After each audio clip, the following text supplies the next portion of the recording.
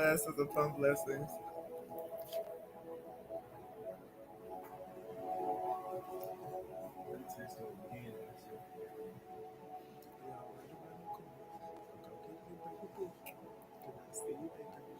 Blessings upon blessings. Come on in and do share. Sorry about the tardiness. Bring it in. Bring it. Take it. Bring it in. That's it.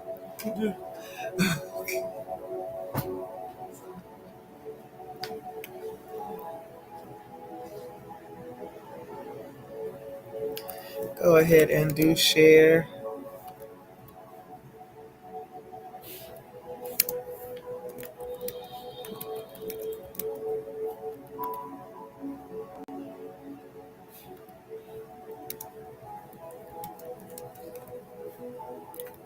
Peace and blessings. Peace and blessings. Come on in. Blessings, Destiny. Go ahead and do share. Go ahead and do share. Go ahead and do share. Tonight, let's invite the people in. Let's invite the people in. The wind, the rain, and the fire working together. I have a message for you. Prophetically, we're going to be flowing. So come on in and do share. You're either on with us on Love Walk Outreach Global TV, or you're live with us on Inspiration with Dr. Shalonda Treasure. Either way, welcome. Over there on Facebook on the Inspirational Treasure page, welcome. Come on in again. Please forgive my few minutes of tardiness. Making sure that all things are well in these gates. Come on in and do share. Come on in and do share. Please let me know when you are here. Please say hello to me. And let me know that you can hear me well. Tonight we want to make sure you can hear what it is that needs to be spoken. This is the prophetic utterance for this week and beyond. For those of you who already know what it means to put seed in the ground, I suggest that you go ahead and do that, and that's if you believe in that portion. You are here to receive, so don't think that you have to feel pressured. Blessings, Nadia. Feel pressured to give. Like, this is not about just being pressured to give, but this is about principle. So if you understand the principle, awesome. Thank you. You understand the principle of sowing and reaping when it comes to the vessels that pour into you, whether it be here, whether it be for your business expanse or your financial, whatever it is that you're receiving from another individual. There's always the give, the receive, the give, the receive. It's a principle.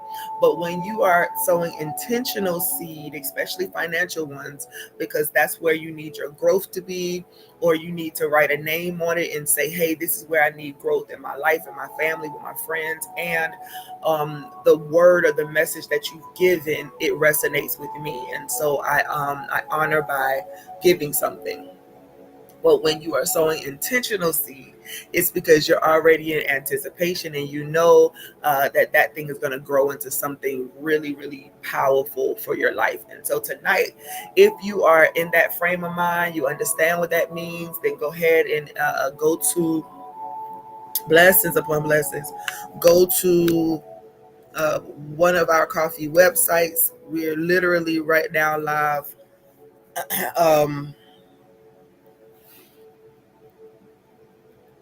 and on both the coffee sites, which is Love Walk Outreach Global and Inspirational Treasure. So you can go to either one of those places. There are some of you who may not believe in just giving money to preachers and prophets and things like that. And of course, that means there's an area where you still may need God to show you something as far as the principle and how it works. But I honor whatever your thought process may be right now. We're all here to grow. So if you are one of those who prefer to purchase a product instead, because it gives you something tangible, Now, I will say that the message or the word that you get, if it resonates with you, it's already tangible enough. It's seed and it's growing.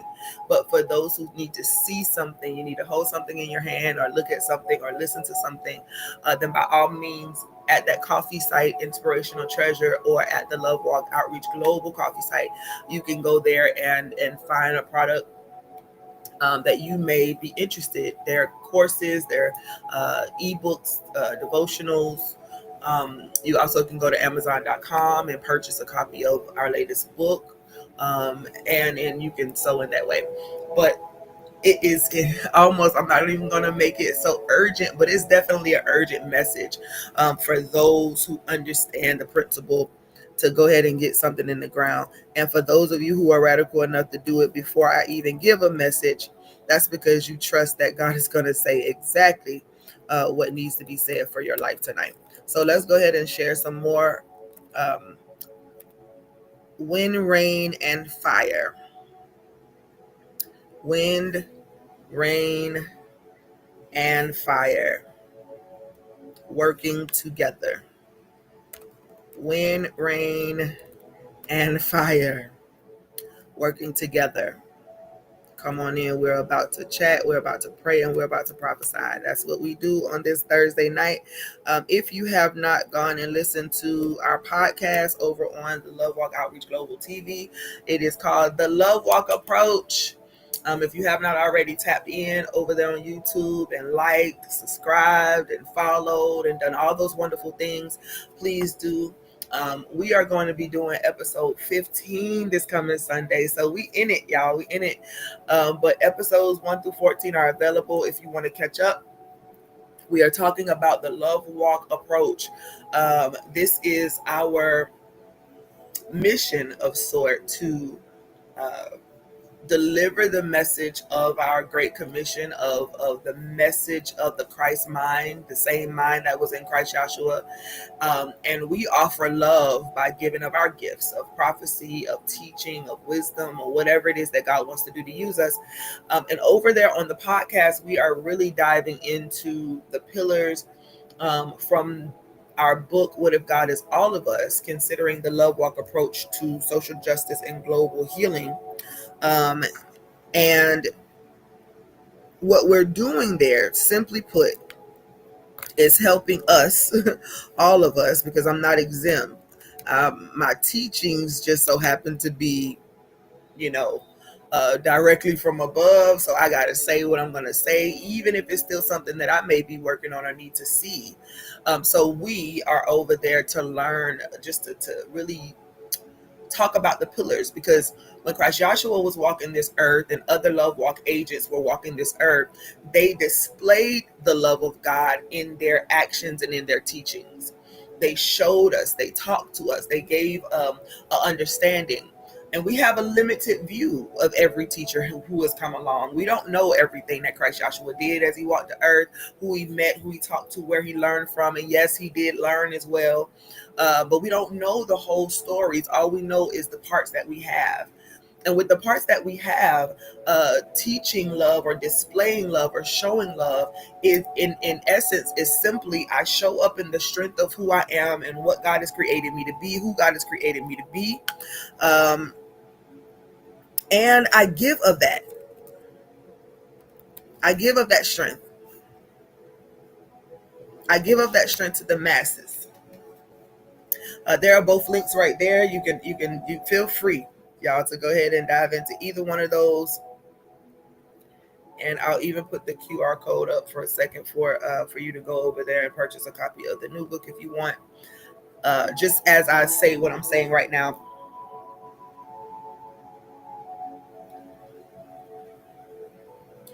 The messages were not complete. And some people may beg to differ, and that's okay. You can beg to get different, especially those who were raised anything like I was, believing that the Bible itself is the end all be all of everything, and there's nothing else that could be said. And if it's said and it doesn't go along with what's in those scriptures that you have available, then it is not right. Well, if you can receive this, all right, if you can receive this, be very careful what you make a God. All right. Now, when I say a God, I'm saying be careful what you put up as an idol. If God cannot be God still, right? Because God still lives, always has, always will, because everything is literally God expressed. Then the book that we hold as the scripture, they are sacred, they are valued, they are the prophetic messages of many, they are the revelations of many, but they are the experiences and the stories of those who have encountered God and lived through an exchange or an experience with God. They learned their lessons, shared their wisdom, and we get to glean from that. But there are also books of scrolls that have been written. Again, remember, the Bible is something that was compiled together by a council of people who says, hey, this should go in there and this should not. And so we do have scrolls that are missing, books of sacred texts that are not accounted for. But how could it be? Right? How could it be? How could it be that it need that it that um that it could not hold everything? We are even living epistles right now. The experiences and the life that we are enduring, the things that we are overcoming, the revelations of greater is he that's within me than he that's in the world, the revelations of how powerful forgiveness is and living the lifestyle of forgiveness just to free yourself and liberate yourself, the revelations of light and darkness, or how they both coexist within the same vessels, because God is balanced. But we learn how to navigate both parts or all parts of ourselves by receiving the unconditional love of God, which does not change no matter what, because God has expressed everything to be as it needs to be. So there are many things that we don't have or that we do not yet understand, and it doesn't discount the book as if it's not relevant, but we have to be mindful of what we're doing when we make something else God in its entirety. So when we say stuff like that's it, the Bible is the end all be all of all things, then that means we do not really understand what the glory of God is, the fullness of God is, what it means for God to be the great I am. We still haven't understood it yet. So it doesn't mean that you walk away from what you know to be true, but it does mean that you don't stay in the wilderness and wander for 40 years when you're really only supposed to be passing through. You gain the knowledge that you need, you apply what you need, you take the experiences, but we do not live by fear. Perfect love casts out fear. So we don't live by fear. We cannot live as if we are doing something wrong if we hear something else or if God speaks from another direction. So be very mindful of that. But when you read throughout these scriptures that are really so profound, when you really sit and look through the eyes of love, it changes the way that you see life altogether. Christ Joshua gave some instructions, and he led the disciples in a way that they should process and think. If we remember the scripture that's where they asked them, teach us how to pray. Obviously, that was something that they may not have discussed. But when Joshua teaches them the model prayer, this is not him saying this is the way you need to say it at all the time, but this is the model. This is what you kind of want to glean off of. You want to talk about not being led into temptation. You want to forgive and then ask for forgiveness. You want to be grateful for the daily bread, for the daily things. You want to give glory and honor to the great I am for all that he is. Now, he did not tell them to pray to him. He did not tell the disciples to pray to him. The model prayer wasn't about praying to Jesus or praying to Christ. Christ Joshua always, always, and always redirected us back to the great I am, back to the Father, as it was called back in that time, back to the great source of all things, back to everything that is. We live, before we come in this body, we live in a whole different realm, in a whole different space. And what we know there, we have to rediscover here. And so I want us to really consider that tonight. Again, this is not to mess up anybody's theology or to make you feel uncomfortable in your practice, because your practice is your practice. Y'all will hear me say this multiple times, but it is not the practice. It is the heart behind the practice. It is not the practice itself. There is nothing unclean in and of itself. God does not make mistakes, has not ever made one. Everything that is present is on purpose, intended to be. And so when we learn in this phase of life how to really do love, again, love is God, God is love. They're synonymous. And love, perfect love casts out all fear. But not just that, but if you know not love, then you know not God. And so when we start to learn love, and we're learning more and more how to be perfected in this way, right? Be perfect as your Father in heaven is perfect, says Christ Joshua. Again, reverting us right back to the Father, back to the wholeness, the great allness. Be perfect. And that's just speaking of the excellence of love. What love is absolutely perfect. Love is perfect because it has no respecter of persons. It's always just. It always has its reasons. Blessings upon blessings, Nadia, over your seed. It has its reasons. And so I said much of that to lead into our conversation for tonight about the wind, the rain, and the fire working together. Remember, everything is strategic. So we begin to look at scripture, and we begin to look at other sacred texts, things that have been written over time. I mean, like, God has had me going to sleep to the teachings of the Buddha. God has had me going to sleep listening to different teachings. And I'm like, whoo, am I ready for this, right? Because it's some intense stuff on levels past where our minds can conceive. There are things that we still have yet to know or figure out, but there's a message in everything if we're listening close enough. My devotion and my dedication is to the great I am. So however God tells me to move, I'm going to move. This is liberty in and of itself. And many have not gotten to that place yet, but we're taking baby steps. So all things working together, that's been our conversation for the past few weeks. This Sunday I was writing, and so we talked a little bit more, part 3 of awakening the love self within, what we need to do to begin to awaken that part of ourselves. And then there is the conversation, I think, from 2 weeks ago, where we talked about all things working together. All things working together. I'm not negating the rest of that passage or that verse. Because, according to all things work together for good for those who love God and are called according to his purpose.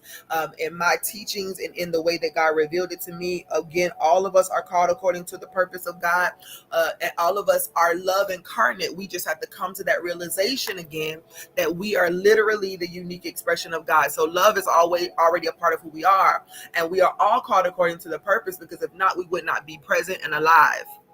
However, this passage in and of itself is allowing the person who has come to themselves to understand that even the things that you think are inconvenience in life, even the things that you think are just coming at the wrong time and the wrong period, they all work together for good.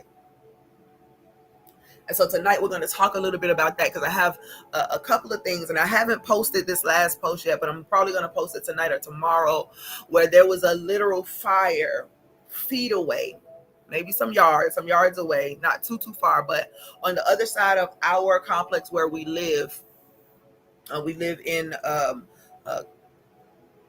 quadruplexes, or duplex type situations, ground level. And so because we don't live in a upstairs or whatever, we could see the fire and how it just erupted from this space. And it is major. So close that my husband and my son could walk right there to where it was, right? So they went to go to look and took some video. And I was watching this fire, and there was so much in it, if I could be honest. There was beauty in this fire.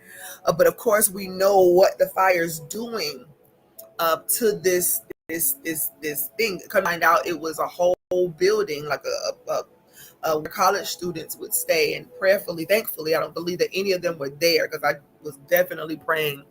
At first, we thought it was a little mom and pop shop around the corner that just got closed down, and we realized that it was the community of houses where the college students would come back and stay.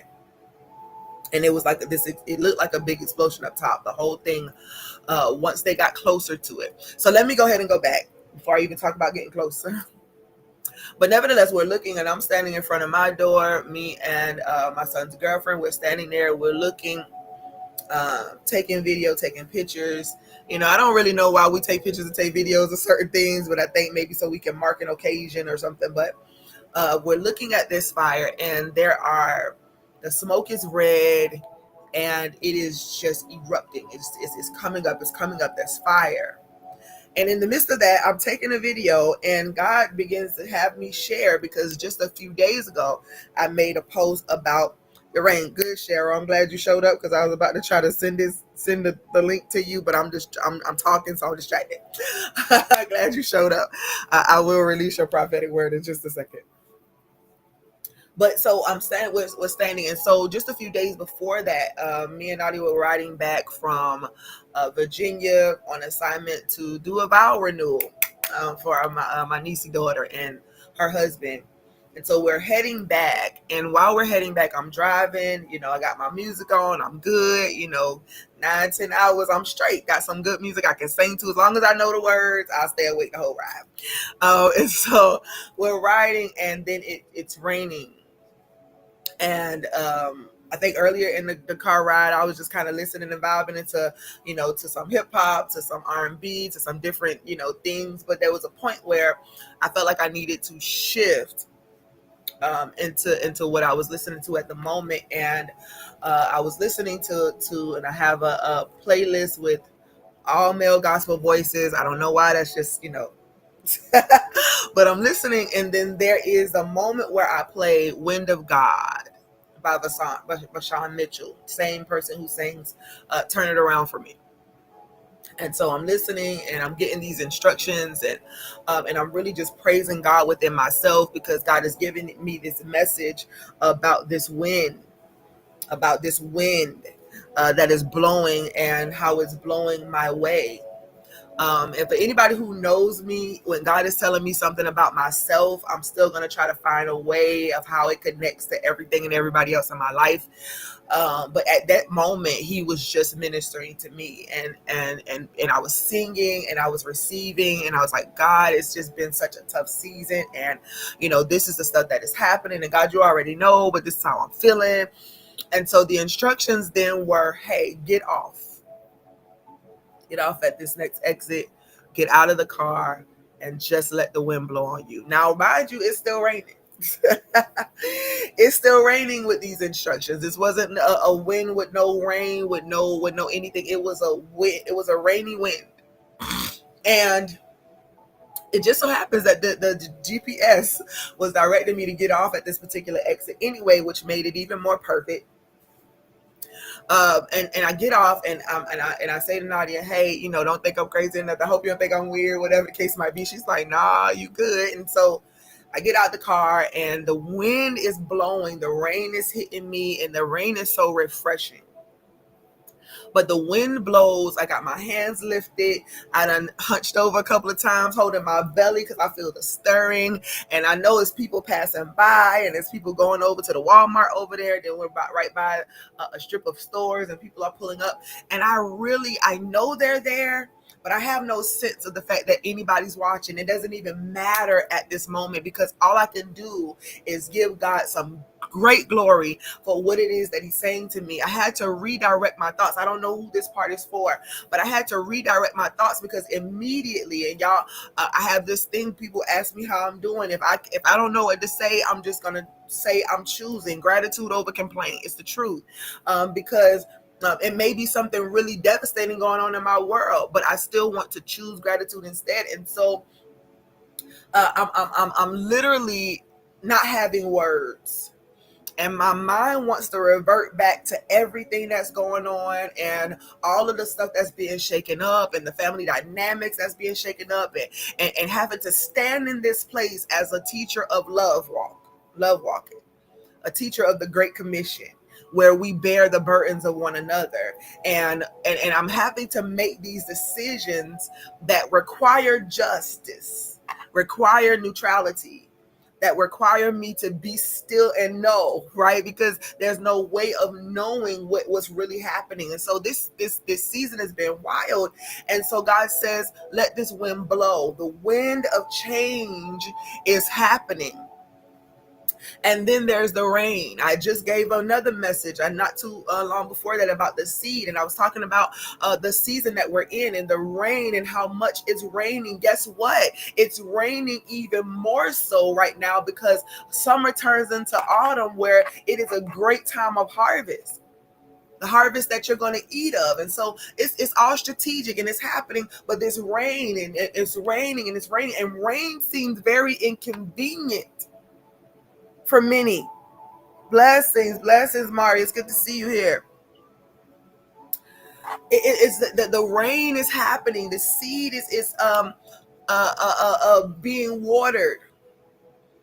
But can a seed be watered if it's not even in the ground to be watered? Now I'll go a step further and say, and that's for those of you who do understand and believe that you're going into a season where your harvest is going to be based on what you have sown. And so God tells me at the end of this, when he says, when the wind stops, get into the car, go, do a video, and share this particular message with the people. So I get on to do the video and I start crying. Now I can't, I'm trying to talk and I'm crying at the same time, trying to get it out. And God is still speaking of the seed. I gave everybody the instructions to sow somewhere. Didn't give them the place where they needed to sow. But for those of you who are present tonight, this would be the location, because this is where you're receiving even more of what I was going to reveal that day. But we understand the principle. The wind of change is coming. Rain is watering the seed for the upcoming harvest. Even more so, it's like it's getting it in. It's like it's more rain than it has been the whole year, and not telling how long this seed has been planted for these farmers, for those who are sowing. But this particular rain, and this comes seasonally, so you may hear this every year. You may hear this a couple of times a year. But whenever God is speaking and God is revealing the urgency behind something, you have got to be able to decide whether you fully believe that all things are working together for you, if you are in the right place at the right time to hear a particular message, if it is something that you need to gain for the season. This message is for those of you who have your ears closed.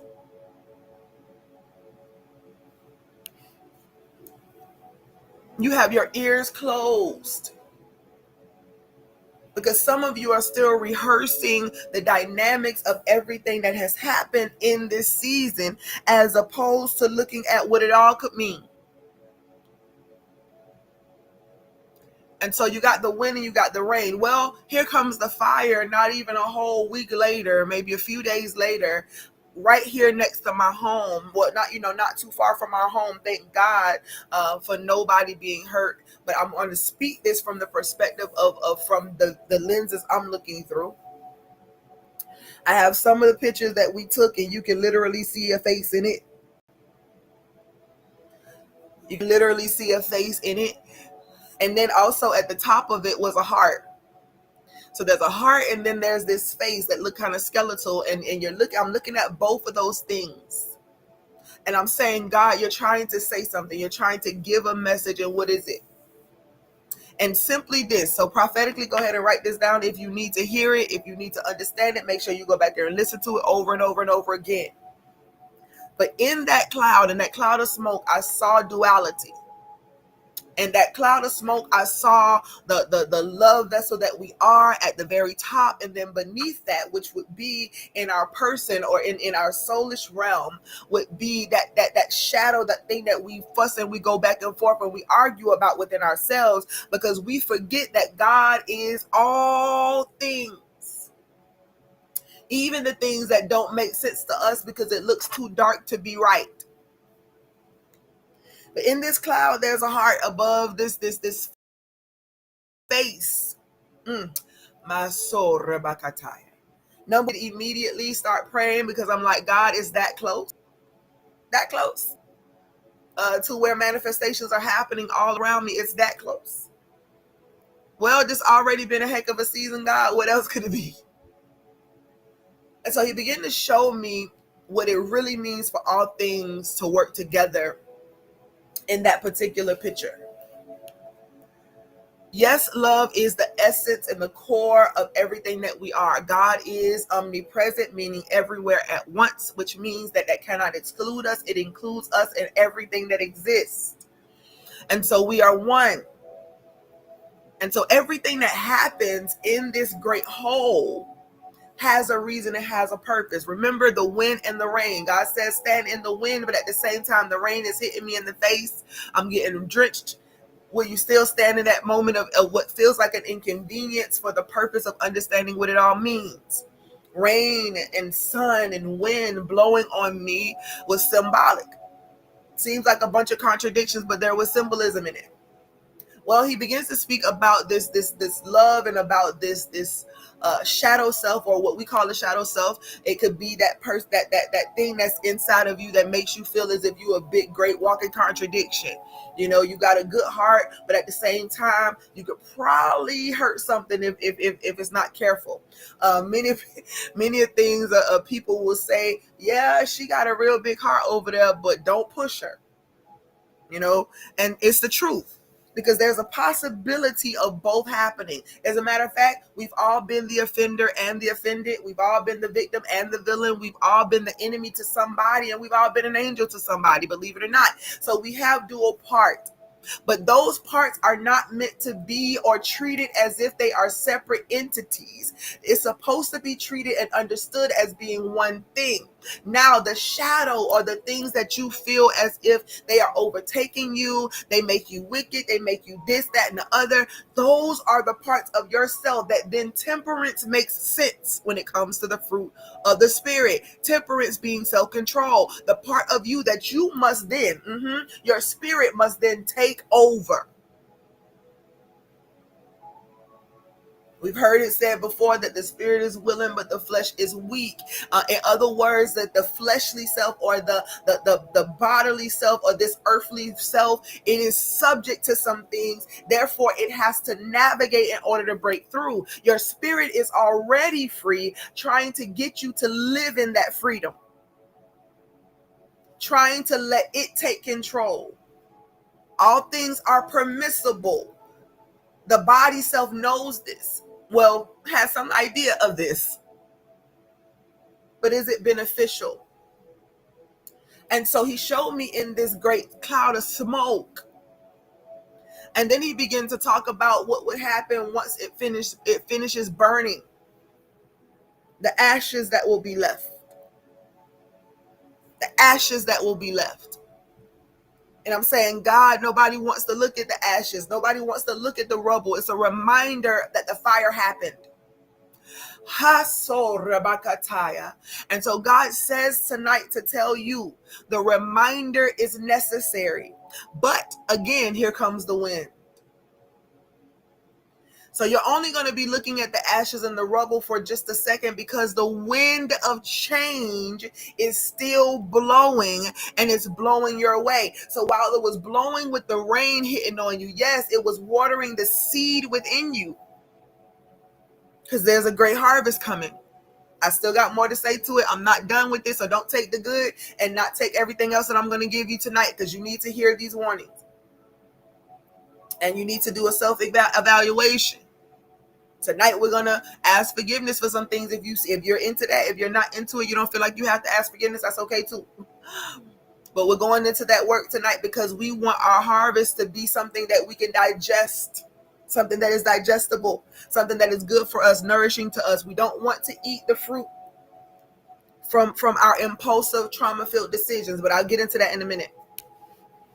So you're gonna look at the ashes and you're gonna look at the rubble. And it's going to be a reminder of the fire.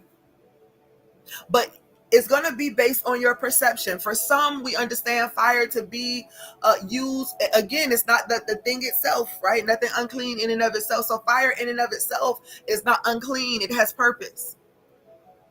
When fire comes, it can definitely burn some things down. But when it burns it down, are you looking at it from the perspective of everything that you've lost? Or do you understand it to mean transition? Do you understand it to mean that now this thing has come down? There means that something else needs to be resurrected. But what's going to be resurrected in that place if the ashes and the debris is still there? So this wind of change is kamasorebakataya. This wind of change is coming. It's blowing away some ashes. Some of you have had so many things burn up in this season. Remember that fire just doesn't come to wreck things or burn things down unless that thing needs to go. And sometimes a fire comes because when God said shift, or when God said move, or when God said, hey, prepare yourself for this thing, he was telling you already that some things needed to totally go away. I struggle with this analogy because, of course, my brother, my oldest brother, just passed away, and we getting his body cremated, and I've literally sat in celebration of that, thinking, we're gonna bury parts of it, but I want to take some of the ashes and I want to go sprinkle them on Tybee Island, and I want to do my own thing as far as his life is concerned, and I'm thinking about those type of ashes. Fire had to burn him up, his physical body, his soul. Of course, to be absent from the body is to be present back with the great I am. Watching over me, I would say, but his ashes. His ashes. When the wind of change comes, it's not going to look conventional.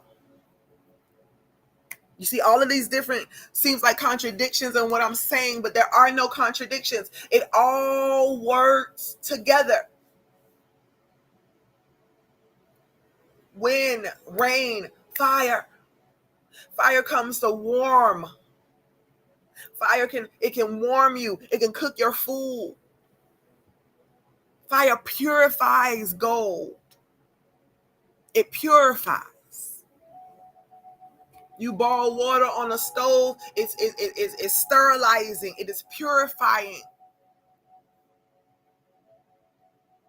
So what looks like destruction and mayhem and craziness, y'all, I'm telling y'all, not what I think, but what I know. Some of the things that's been burned up, some of the connections, some of the situations. And I'm like, God, is this really happening? And God is saying, listen, understand something. Nothing goes unless it needs to, number one. Number two, it may seem like a whole accident from what we've heard that they were over there shooting. They were over there shooting, which of course in and of itself is mayhem, right? Well, one of those bullets, from what we were told, hit something in those apartments, probably 30, 40 years old. So maybe it hadn't been updated fully and completely, right? And it hit something and everything, it catches a fire. Could it be that something in that was to remind them that they needed to make upgrades or updates? Could it be that the reason why the fire started before the kids got back home from school is because something even greater would have happened had they showed up? Could it be that the purpose of the fire was so that they can rebuild? Again, doing their own heart check. Have you been doing all the updates on these buildings? Are these kids safe if they come home from school? Come back to school from home. We see fire as destructive when it comes to something big and massive. But what could it be? I want you to sit tonight and think about everything that I'm saying. The wind, the rain, and the fire, all things working together. The things that we think are inconvenience are doing a job. When the rain was pouring, it was watering the land. It's inconvenient for you, but it's watering the greater whole. Are you hearing me? Everything that you feel like is so inconvenient for your life, what is it doing for the greater whole? I mess with Nadia a lot when we riding, because it seems like every single time we get to driving and we catching a good pace, it's somebody that come pull in front, especially if she's driving. They'll pull in front and start going at this majorly slow speed, it seems like, which totally can vex the situation. And then, of course, here I am over in the passenger seat saying, yeah, God, I thank you for whatever it is that you're keeping us from in this moment. Or, really reframing the thought, because the truth is, I've definitely felt inconvenienced by traffic, by rain, by fire, by storm, by changes in relationships. But did I not know that change would come? Change is absolutely, absolutely guaranteed.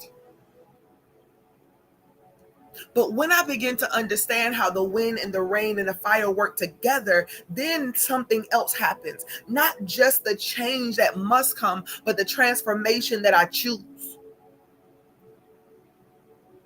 When I understand that it all works together, are y'all hearing me? Then I understand that now I'm accepting transformation, being transformed by the renewing of my mind, understanding that, hey, this may seem like inconvenience, but man, my seed is being watered.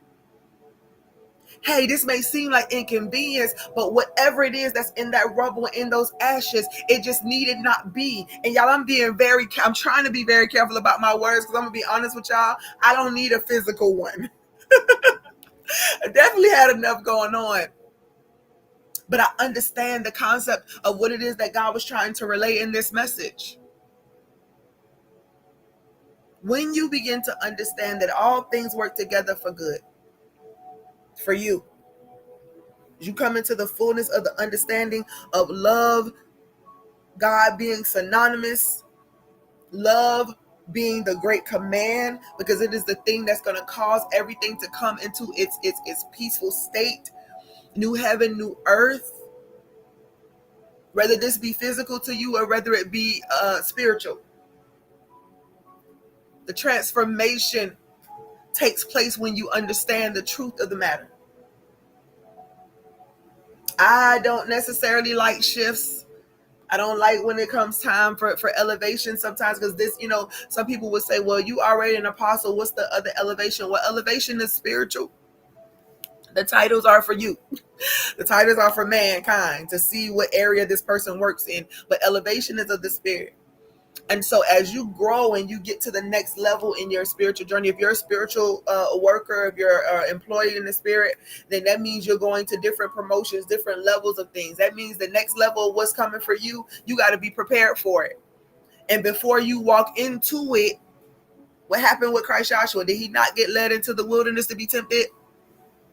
Because going into this situation, I need to know if you all in. I need to know if you really ready for it. He even went through a whole psychotic break. And that's, of course, you ain't got to take it as that. But I'm definitely going to say, if you go to a high pinnacle and your inner adversary is telling you to jump off of there and you tempted to do it, then there's a psychotic break in there somewhere. Nevertheless, he went through all of it. He went through the temptation about the having it all. Hey, if you bow to me, I'll give you all of this, all you can see. And that temptation to have it all, to have control of everything, and to be able to control how you give it and how you don't give it and all those different things. Many of these tests and trials and wilderness seasons happen right before you go into this next level of things. And hear me well. What Jesus walked into next, for some people, would feel even worse. But it wasn't worse for him, because he understood the purpose, and he understood that all things had to work together for his good. And that takes a lot of boldness, because when he had to announce that he was about to go to the cross, of Peter is like, God forbid. See, most of us are looking for somebody to be our amen corner and to say to us, no, I got your back. And to the point where you disregard the purpose. You disregard what was supposed to happen in their world, in their life, because you're trying to be protective. God, I don't know who this is for, but hear it and hear it well. I know it definitely had to be for me too. But this purpose has to happen. And what we think, again, is an inconvenience. Peter is like, nah, bro, you ain't finna go to no car. You ain't finna die. That is not finna do such and such and such and such. Talking all this big money jive, right? Until he came up to the moment and then went into denial. But in that, Jesus says to him, get thee behind me, Satan. In other words, he's talking to the spirit behind, because we wrestle not against flesh and blood, right? So he's talking to the spirit behind Peter's words. This adversary that was created as well to come and tempt and to try and to kill off some things and to, so I saw this dual picture of love and then this other face within that, all things working together. to get to a greater purpose, whether we fully understand it or not. And so when you begin to understand that it all works together, the wind, the rain, and the fire, it doesn't seem like a contradiction.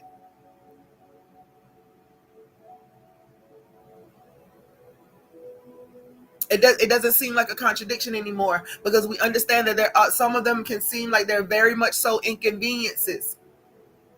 But to each part of it, there is a purpose. It brings something. The rain waters the land. The harvest begins to grow underground. It's going to break through any minute. It's coming so that you can eat of it. And then the fire that is there is to burn away any and everything that's not going to allow you to properly walk into this next season of your harvest. Oh my. Ashes must blow. There's that wind again. Clean out the space so a new foundation can be built.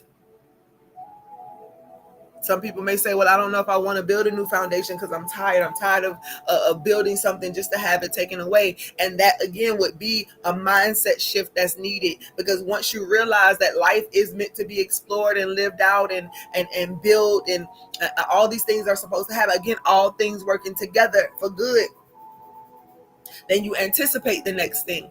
It doesn't mean that you won't grieve the old. It doesn't mean that you won't miss it. It doesn't mean that you won't take pride in what you built. But nothing is God but God. So when things come and when they go, when storms come, when winds come, when rains come, when fire comes, there's a purpose in any and everything. And when you're looking through the lenses of love, when you're looking through the lenses of the great I am, then you see the method to the madness. You see the beauty in the chaos. There was a moment when the ambulances and the police officers and the things started showing up. And so the contrast of the red and the blue, it was so ironic because me and my husband actually had just started watching the movie Sinners. If you haven't watched it, you should. It's so packed. It's so packed. I might actually play it for somebody and say, hey, tell me what lessons you got out of this here. Unself-righteous answers. But so we were just watching Sinners, and one of the brothers wore blue, one of the brothers wore red.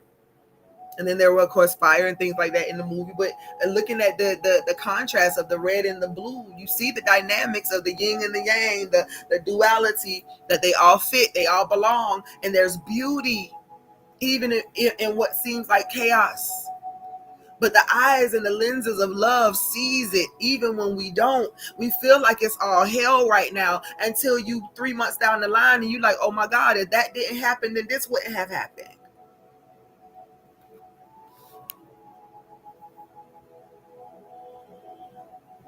So it may seem, and it may feel like it, because truth be told, if something going up, it's going to feel like devastation. You have a great loss, it's going to feel like your life could possibly be over. But the reality is that it's not true. Your life is not over until it's over. I can't tell anybody how they should live and what they should do or what actions they should take, but I will tell you that there is possibility and hope on the other side of the ashes. After the rain has stopped and that ground soaks it all up, you get to eat for plenty of days. So don't be distracted by the wind. Don't be distracted by the rain. Don't be distracted by the fire. Those are the times that you need to be more focused than you ever were. What's the purpose of this fire? Why did this thing have to happen? When the rain comes, do I have the proper seed in the ground? What is it that I've been doing with myself all this time? So let's go to what you need to be examining within your soul. For those of you who are on the spiritualistic journey, in other words, you are trying to be liberated within your spirit by healing your soul, right? Being transformed by the renewing of your mind, healing and forgiving, getting that stuff out of the heart so that you can walk in freedom and liberty with no fear. If you're on that track, then you understand that this message is vital for you to understand and for you to get, because this is what's going to keep you from quitting every single time something inconvenient happens. It's the thing that's going to keep you from quitting every time there's a transition or a shift that feels too heavy for you, because you're going to realize that, hey, I've been living life a good while, and I've seen some highs and lows, some ups and downs, some storms, and some great, wonderful skies. But even on the days where it's super sunny, I've seen some negative things happen. And on the days where the rain seemed like it was going to take us out if it didn't stop, I've seen some wonderful things bloom.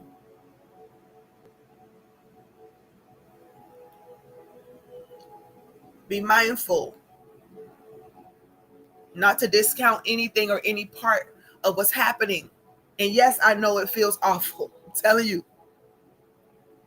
But when you sit with yourself and you go back within, my team, they'll tell you if I'm going through something and it's really harsh, I'll express my feelings. I tell them, hey, it's okay to feel, but us getting stuck there would be the issue. So I'm going to vent. Sometimes it takes me days. Sometimes it takes me weeks. But through the process of me venting, I'm also checking my heart and putting things in its proper perspective. Okay, they might have been legit in what they said right here. The way they said it got me vexed, but I'm going to deal with that because that's me, like, going through the motions, trying to make sense of it all so that I can judge righteously what needs to be judged. And that doesn't mean condemnation and sending people straight to hell. It means making a righteous assessment, a just assessment. That means putting myself and the other individuals in that space and saying, yeah, because I have to examine myself too. Because just like that, in an instant, I could have definitely just turned a whole deaf ear to love and went off and did tit for tat. I could have did the very same thing to people that they were doing to me. I could have did the same hurt to them that they may have caused to me. But then I go back to the root of it and say, well, why is it that they would even feel the need to cause that type of hurt? What's in them? What's there that could even cause them to say a thing or do a thing? See, it takes me right back to the heart center. It takes me right back to my soul salvation. It takes me right back to the bearing the burdens of one another. Hey, those of you who have stronger faith, do not go head to head or go through the back and forth with people or weaker faith. It may be an area where their faith may be weaker, they're acting out, whatever the case might be, and you still have to be able to see it through the lenses of love. And now, hey, is it just you? Are you reacting to this thing and they really didn't do anything? You just sensitive about something. Going through all of it, because it all works together to build me. Blessings, Aisha. It all works together to build me. It all works together to build you. The wind, the rain, and the fire. Go ahead and look at the ashes. Look at the rubble. Look at what's been left behind. You can feel what you're feeling in this moment, but that wind of change is coming and it's about to blow everything away. The change is coming, but the transformation is optional. Change is going to come regardless. But are you going to use this for your transformation, or are you going to continue to allow yourself to look at everything as an inconvenience? Cheryl, please let me know if you're still present so I can go ahead and release your prophetic word. Are you going to look at every situation as something that is meant to build me, something that I need to learn from, something that I need to grow from? Yes, that means, listen, non-attachment. It doesn't mean that you totally disconnect from everything that life is, because then you wouldn't even be able to enjoy none of the experiences. I don't agree with that concept. But I do realize that once you put yourself in a place of detachment, it means that you understand that, hey, this was never mine. It belongs to the greater whole. I just so happen to be the vessel through which God created this thing. I just so happen to be the vessel through which God has spoke this thing. I just so happen to be the vessel through which God is doing this thing. But this is God literally responding to himself. So me holding on to the attachment means that I don't give that thing a space to breathe. It means that I think that I can control the narrative and I can control the situations. And every time we think we can control something, that's when the wind comes, that's when the rain comes, that's when the fire comes, to remind you that, no, this is how I am. And you are just a portion of that. And so everything, now we do have free will, yes, and you get to direct your life the way you want it to go. But no condemnation. just acceptance and allowance. But when you fully begin to sit with yourself and say, you know what, this is the path that I'm walking. This is something that I must understand. Love works together through all things for my greater good. But do I believe it? Do I believe it? Do I believe it? Do I believe it? So I'm going to go into this part of the warning that God gave me to give. But if you haven't already put some type of seed in the ground, financial seed in the ground, if you have not shared, if you have not done something to contribute to the space that we're in right now, I would encourage you to go ahead and do that. I would encourage those of you who have not reached beyond your boundaries yet to do so tonight. This is a faith step. The harvest that is coming is great and mighty. The autumn harvest is just always it's just major. It's a mighty one. But I'm about to go into this next portion of this word, so I need you to be on board for it. And I know that some of you may just want to put seed down when it sounds like an amazing word, but this part right here might make some of y'all feel some type of ways. I've already alluded to some of it, but here it is.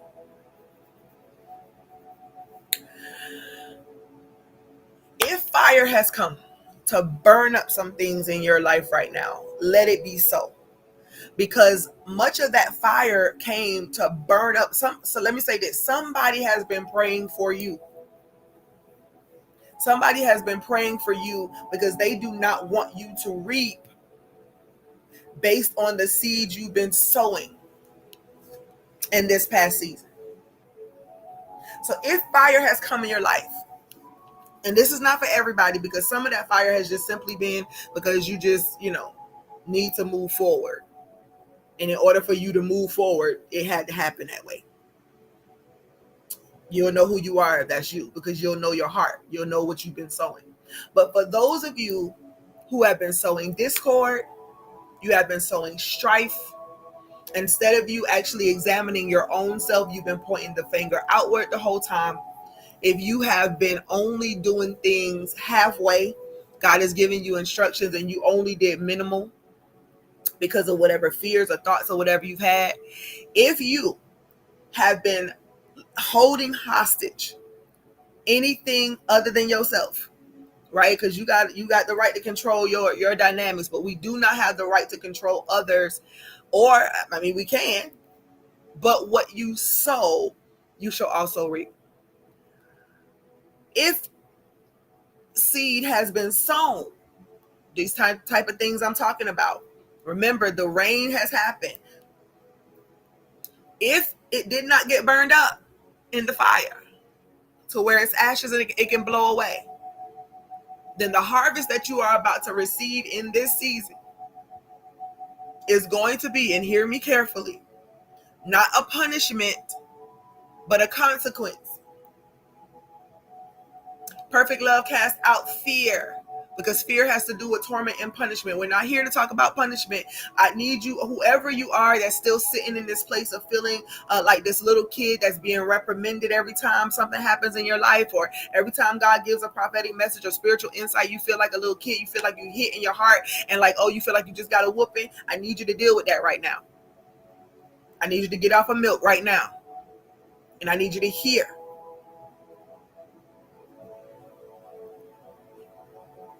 You have got to heal anything in you, and this is for me and anybody else. Do y'all hear me? We're all doing a heart check tonight. You have got to heal anything that is going to cause you to act out in a way that's going to harm another. And you might say, well, I don't mean to do it. It's not intentional. It's intentional if you don't heal. It's intentional if you don't heal it. Because every decision that you make is made out of your place of trauma or heaviness or pain or mocking or whatever you got going on within yourself. Every decision you make is going to be from that place. Listen, parents, I'm going to go ahead and get this straight and clear. Many of us have thought that being protective of our children was us loving them. But we forgot to find a balance. Love does not control, it allows. So even as a parent, yes, it's our job to raise them, to train them in the way they should go, based on who God has created them to be. Not based on who we think they should be, not based on how we feel like they should do things, but do you see them? Do you see them for who they are? Do you see them for the potential that's in them, the very essence of who they are? And at any time, if they've shown something in their behaviors or in their actions or in their words that had anything to do with something that has traumatized you, you have then turned it to be something that you did to try to protect them, or to say, this is not going to be that, or you're not going to be like this, or you're not going to be like that. We have not allowed God's truth to show through them. Now, it doesn't mean that we did everything wrong, because we didn't. We did what we knew to do. And of course, that is honored by God, especially if you did right by them to the best of your ability. It is honored. But we just were misinformed. So what are we doing here? We're being transformed by the renewing of our mind. Also, something that we did in one season may not be what needs to be done in the next season. Seasons are shifting. If we continue to do things the way that we've done them before, and God has said, hey, abandon that behavior, then we now cross over into being a controlling factor in their lives, being an enemy in their lives.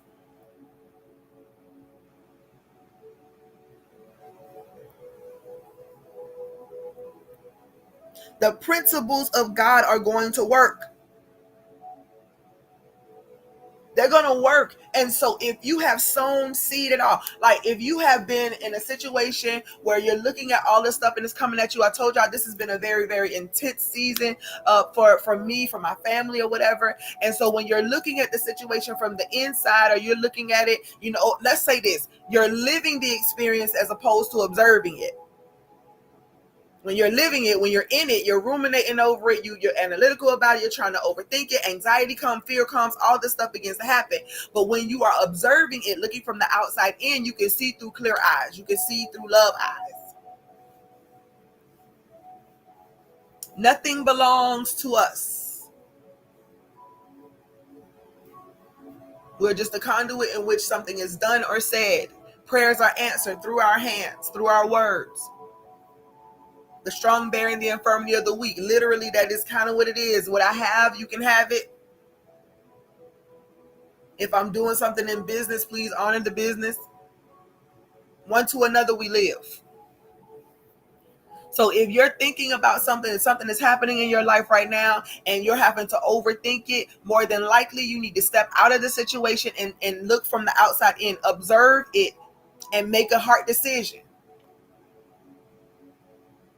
Because some of the seed that we have sown, definitely we didn't intend for it to come back looking like this. But if you have been living in full anxiety, making all fear-based decisions, everything has been worry, everything has been, I don't want this to get out of my grip, out of my control. If that's the place that you've been living in, then the harvest that is to come is going to resemble that.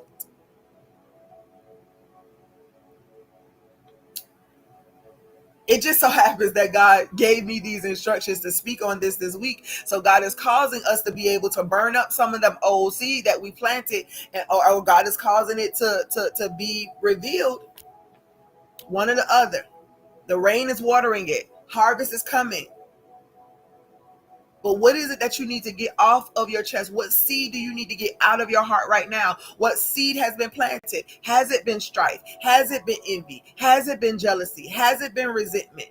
Has it been that you literally are wishing for somebody else's demise because things don't seem to be going right in your life? So instead of blessing and praying for people, we've been cursing them instead, expecting to get blessings in return. Heart check right now. Everybody, you can do it on your own, or we're going to do it together, but you can do the heart check. Your transformation will start to begin to be evident when something is happening and you go within yourself immediately to check yourself first. Not in shame, not with guilt, not with any of those things, but you go in to check yourself first. Tonight, we are pulling up the root of everything that is discord and shame and guilt, resentment, anger, rage. Every word that you've spoken out of your mouth against another individual for their demise and for their fall, you know. So some even may feel like, well, it seems like I'm sowing all this financial seed and I'm doing this and the other, but it seems like my life is still like this or like that. That's because your mind hasn't been renewed yet. And you think that just giving money or just sowing seed or giving money is supposed to wash away with the guilt and the shame and the hatred that's in your heart. No. I can definitely pray for that. We can pray for that, but that's something you have to do on your own. What seed is in the ground right now? Do a heart check. And if you come up with nothing at all, I can guarantee you, if you call and talk to your friends, your parents, your siblings, your kids, somebody in your world that's going to be real honest with you, they'll pinpoint some things and let you know. Some of y'all actually should be booking y'all spiritual insight sessions, y'all prophetic insight sessions. Y'all should have had seed in the ground for those. But when this year started, or at a new birthday, or at a new shift or change in your life, because some of y'all can hear very clearly for yourself, but you won't listen to yourself. You won't pay attention. See, something could be nagging at you, nudging you and saying, hey, this, and this, and you could totally ignore it. Y'all want to know the temptation for me is for me to literally lay everything down and be like, you know what? Let me just go ahead and figure out how I can make this money. So I ain't got no worries. So my family ain't got no worries. So we ain't got to try to figure out cars every so often. We ain't got to do this. We ain't got to do that. Living off of the what goes with people's hearts, that's difficult sometimes, if I could be honest. But I love this. I love being a vessel. I love being used. And the temptation is for me to abandon that love, and I refuse to. So from the outside looking in, it looked like you being shortchanged, shawty. It looked like you ain't valued. It looked like nobody cared. Don't nobody want to show up. Not everybody show up behind the scenes. Well, you ain't got to deal with that. You ain't got to take that. I refuse to let anything tempt me to let this love thing go, because I understand what it means to receive it. I want to always be able to give it. What's going on in your heart? Because over this season, I'm telling you, it's been some things done. It's been some things said. Familiarity has creeped up in a lot of areas, made me look sideways.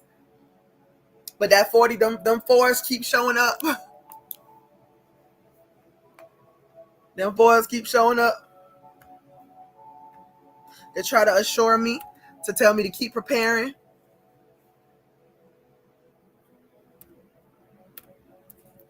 Don't be moved. Don't quit. You're going to be without honor in many places. But keep setting the foundation. I have been seeing the fours for so long, and then God took me to John 4:44, and I'm like, say word. Say word. Now he himself had testified that a prophet has no honor in his own hometown. He himself made testimony. There are going to be places that I'm going to go that I'm going to have to dust the dirt right on off of me, because there will be people who do not receive.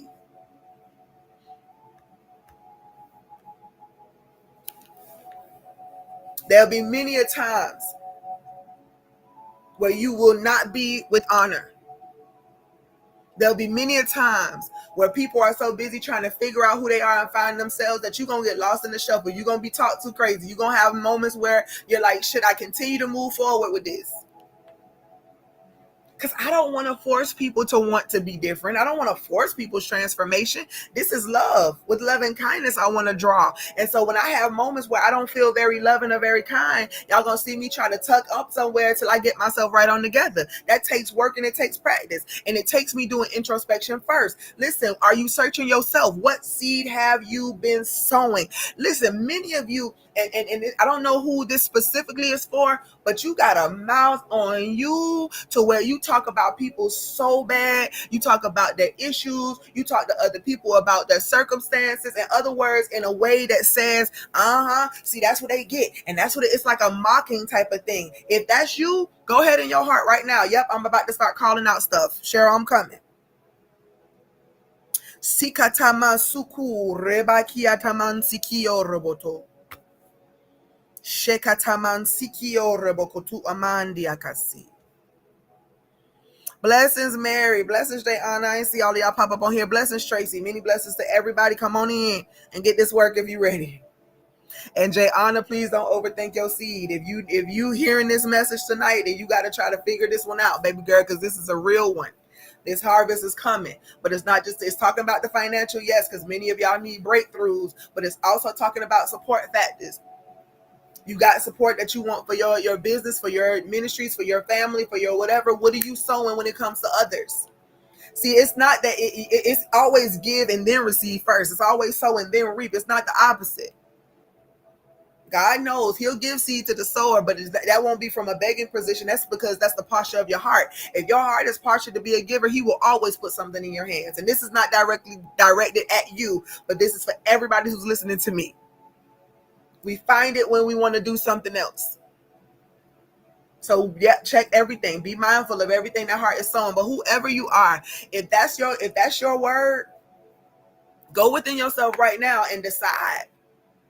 Because see, it might seem real lame, if you lived a life where all people has ever done is talk about folks and they get in the 411 on this person business and they doing this with this person and that person, and that's what we used to, then we gonna keep doing that same thing. But however,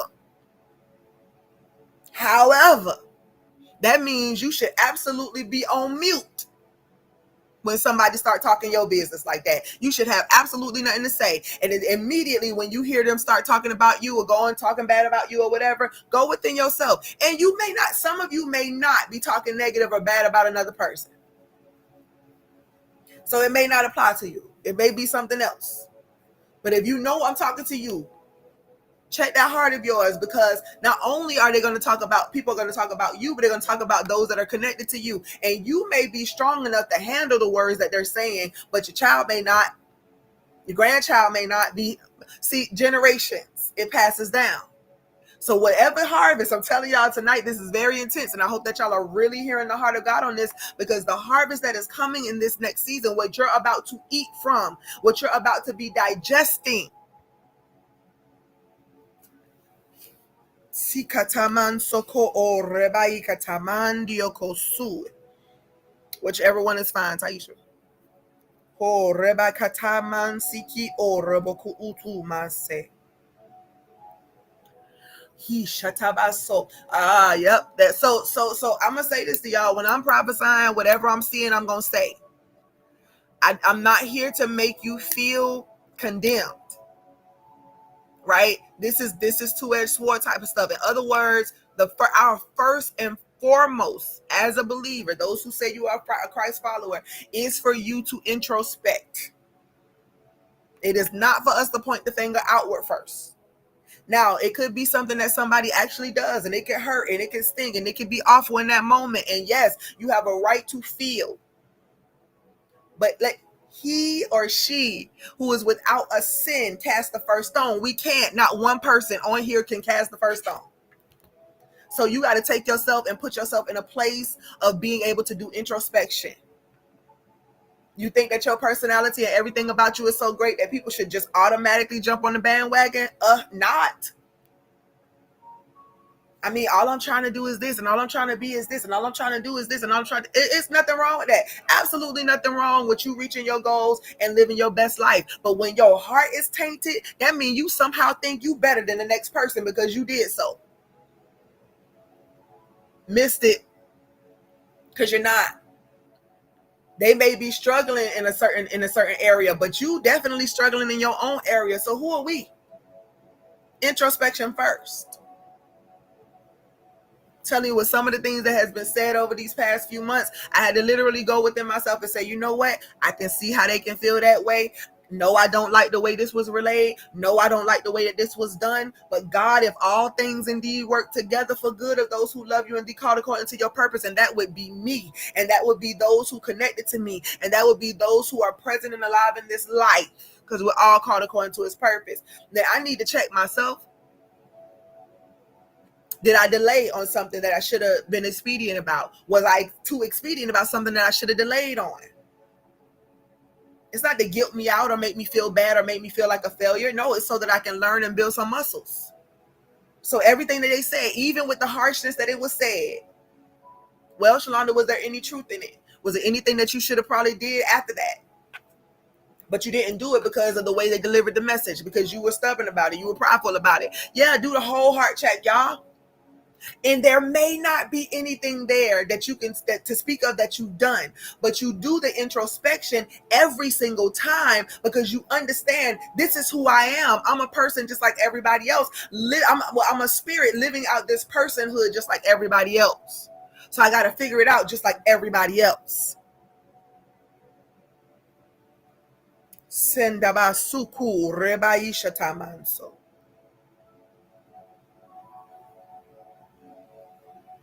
Sikatamanso. So if that's you, check your heart. If it's hurt somebody and they said that it hurt them, say what you need to say and be sincere about it. Once you go into your heart and you really start cleansing what's in there, you're not going to look at people crazy when they say something to you. You're going to consider it. Even if it feels like it's a dagger, even if it feels like they cutting you a little bit, you still going to consider it. If you need to make an apology or something needs to happen, then you're going to do so. But the real point of this is not just to do that, but to turn away from that behavior and not do it again. This is what happens when you start doing your heart check. See, people are focused on the stuff that we doing in the outward. I don't smoke, I don't drink, I don't chew, I don't run around with those who do. Well, yep, some of them probably use it so they can be calm and chill and they ain't got to, do nothing to nobody. You judging the wrong thing. What about what's in the heart that's causing it or makes them feel like they gotta? There's somebody else here listening to me too. And you've been trying to figure out how to manipulate systems. Basically, your thought process is, well, they do all they doing to get over on us, so you might as well get what you can get when you can get it. Well, I'm going to say this to you, and I hope that you don't take this the wrong way. But if you have your own business, if you have your own ministry, if you have anything that you have operating costs, anything that you have to send out invoices, anything where you have to collect money, you might want to be careful about trying to manipulate somebody else's system, because you're going to get really mad when they try to manipulate yours. You get really upset when the invoices are not paid. You get really upset when people make excuses for why they are not doing something. Go in your heart check. Maso rebaka yalamandio sutu uku rebaikataya. Maso tabasiki orokotu. Examine the fruit of what you have sown, the seed of what you have sown in this past season. Some of you were waiting for a breakthrough in the last season. You had a really tough season a few seasons ago. And you've been waiting for God to answer some prayers. And you've been like, God, but I know it's going to be a breakthrough and turnaround. And I know that I'm going to reap all that. God wants you to know that the reason why you have not reaped is because you were not ready. As a matter of fact, some of what you would have reaped would have been based on the things that you've done out of your pain and trauma. And so he withheld that harvest. But this harvest right here is about to bring results. So if you've allowed some things to burn up in your life and the ashes are going to blow, amen, that means that you may not have to see the fruit of this. But if it's watered and you're too stubborn to turn away from that thing, that behavior, that thought process, that whatever, then you are going to have to eat of the harvest that you have sown for. So that's the warning that God has given. Please examine. Please don't hold nothing back from yourself. You know, if you don't choose to confess it to nobody else, you can write it in your journal, confess it to yourself. Just allow God to wash it away. Go within yourself where your kingdom is. Examine those streets. Everything will be about introspection. Every time you get on here to chat with me, we talking love walking. We're talking how we can participate in making this world what we need it to be, not just through our own selfish lenses, but how can it work for all? How can God become one again? Cheryl, holler at me one more time. Let me know if you're present.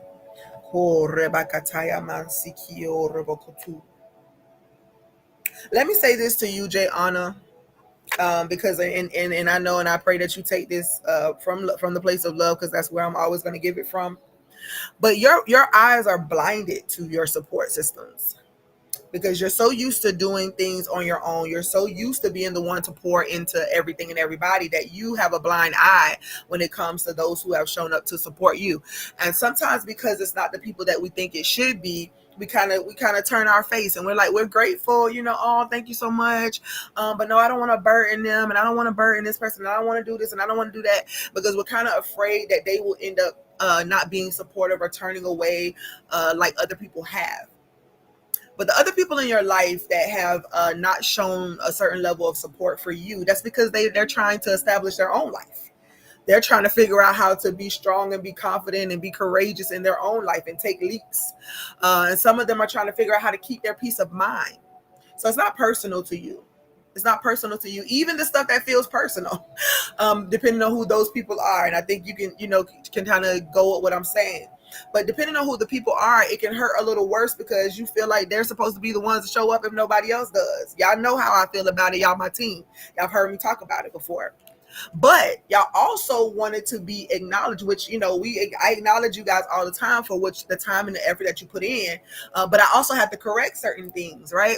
And that's because even in the midst of getting the support that you think you're supposed to have, you may overlook the support that you do have. And then if you're so happy about the support that you do have, you can overlook some things and just kind of let it be whatever it is, right? Let people do whatever, say whatever, however, you're just grateful for the support. But when it comes to you, you're so used to having to stand strong and feel like, I'm out here by myself. I'm doing this thing by myself. First of all, Prophet, you're supposed to feel lonely sometimes, because that's when to shut down and get voices out of your ear so that God can speak. So everybody that you want to be supportive in your life can't be supportive in your life, because they are not in this season adding to who you are supposed to be right now. So look around you for the support that you do have. Don't feel like you're being a burden on others. If they give you the permission, if they say, hey, you can call me, hey, you can message me, hey, I'll do this, I'll be there for you. And I hear it in the laugh that you give when I say, I'm going to pop up on you and John, and then I'm just going to take the kids. Y'all just going to leave the house or whatever. And I can hear it in the laughter, because it's not something that you're just necessarily always used to, but that is supposed to be the norm of your life. And so if in your heart you're used to having people not be supportive, and you feel like you're out here alone, and there's just nobody else to be to help you, baby girl, listen. First of all, you have your husband is present, and you and your husband have 5 kids. Everybody not gonna be able to handle that kind of pressure and that kind of weight. Those are the decisions that y'all made for your family, yes. However, there are those who will come to be supportive. However, you got to take the wall down, the wall of pride, the wall of, well, I'm used to doing it by myself, so I might as well just go ahead and do it by myself. That's also going to cause you to keep putting your hands in the places where it don't need to be. Keep trying to do it all, to the point where when someone shows up to be able to help lift the load, you're not going to be able to let them do it. And not because you don't want to. Not because you don't want to. Not because you don't want to. Open up and receive tonight. I want you to take a deep breath. God is going to be dealing with you this week about pride, going to be dealing with you about the pain of the lack of support. And again, I'm giving this message from a very true place, because, again, y'all have heard me talk about it many times. But he's had to redirect me.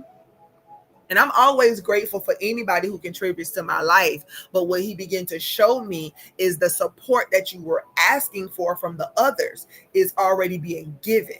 And so you got to take your mind off of who's not and focus on who is. And even if those people may be temporary.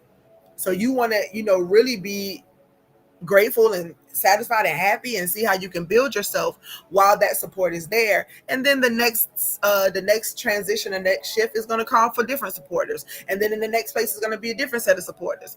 There'll be some that go with you the whole ride and some that don't, but you have more than what you think you do. You just have to do the introspection and pay attention. My soul rebakataya. It is very real to feel like that. And sometimes they honor you will be the one that's given the gallon size, because you're the one who God gave the capacity to do so. If we're here to bear the burdens of one another, then that means that many a times we're going to be the ones doing the bearing. But when we do get to go and get ministered to and loved on, we take advantage of that. But you are fully supported. Your angels are assigned to you. They're connected. They're supporting you. But now your mindset and your heart has to line up with that support. You have to see through the eyes of God that I provided all that you need. Everything that you need is already provided. And the same thing goes for you, Cheryl. I seal that word, Jayon. I pray that you receive it in the space of love and all that good stuff. Y'all say congratulations to Jayana and Jonathan on their vow renewal of 10 years. 10-year vow renewal. Girl, y'all have triumphed. Do you hear me? Y'all have accomplished what many people have yet to accomplish, and they're like twice y'all age. So congratulations. So Cheryl, this is the word of the Lord for your life. First of all, thank you for the seed that you sowed. And you actually sowed your seed earlier in this day, and you sowed your seed without let me say, I don't know, but the message on YouTube, or the message that on TikTok, or the message that had been given a couple of weeks ago, I'm not sure if you were there for it, because I don't think I sent it out. But you blindly trusting God. You blindly trusting God. You blindly trusting God. You blindly trusting God. You blindly trusting God is faith in action. What do you need? What do you want? What do you desire? How do you see life? And then sit with that, trusting that it's going to manifest as needed and as necessary. All things are already available. But as you continue to trust God in this blind faith, you're going to do things and not even know why. And then you'll get the message later.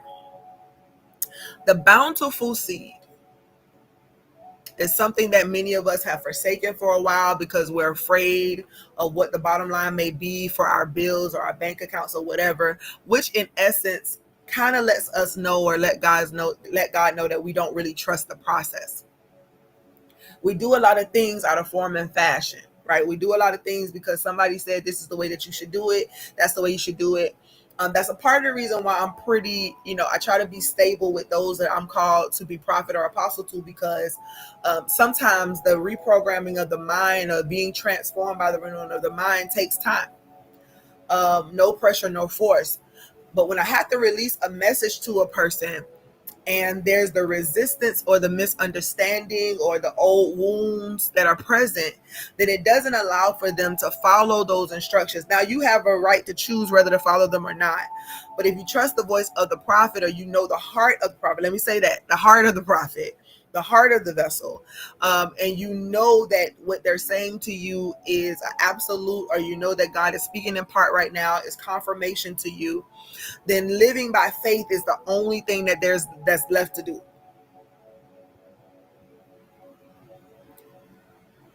It's the only thing that's left to do, is to totally yield to that. And with that being said, discipline has to come in that area. And please, I don't even know if I'm the right person to talk about discipline in every area. However, if you know something to be true, it's time for you to create a discipline out of it.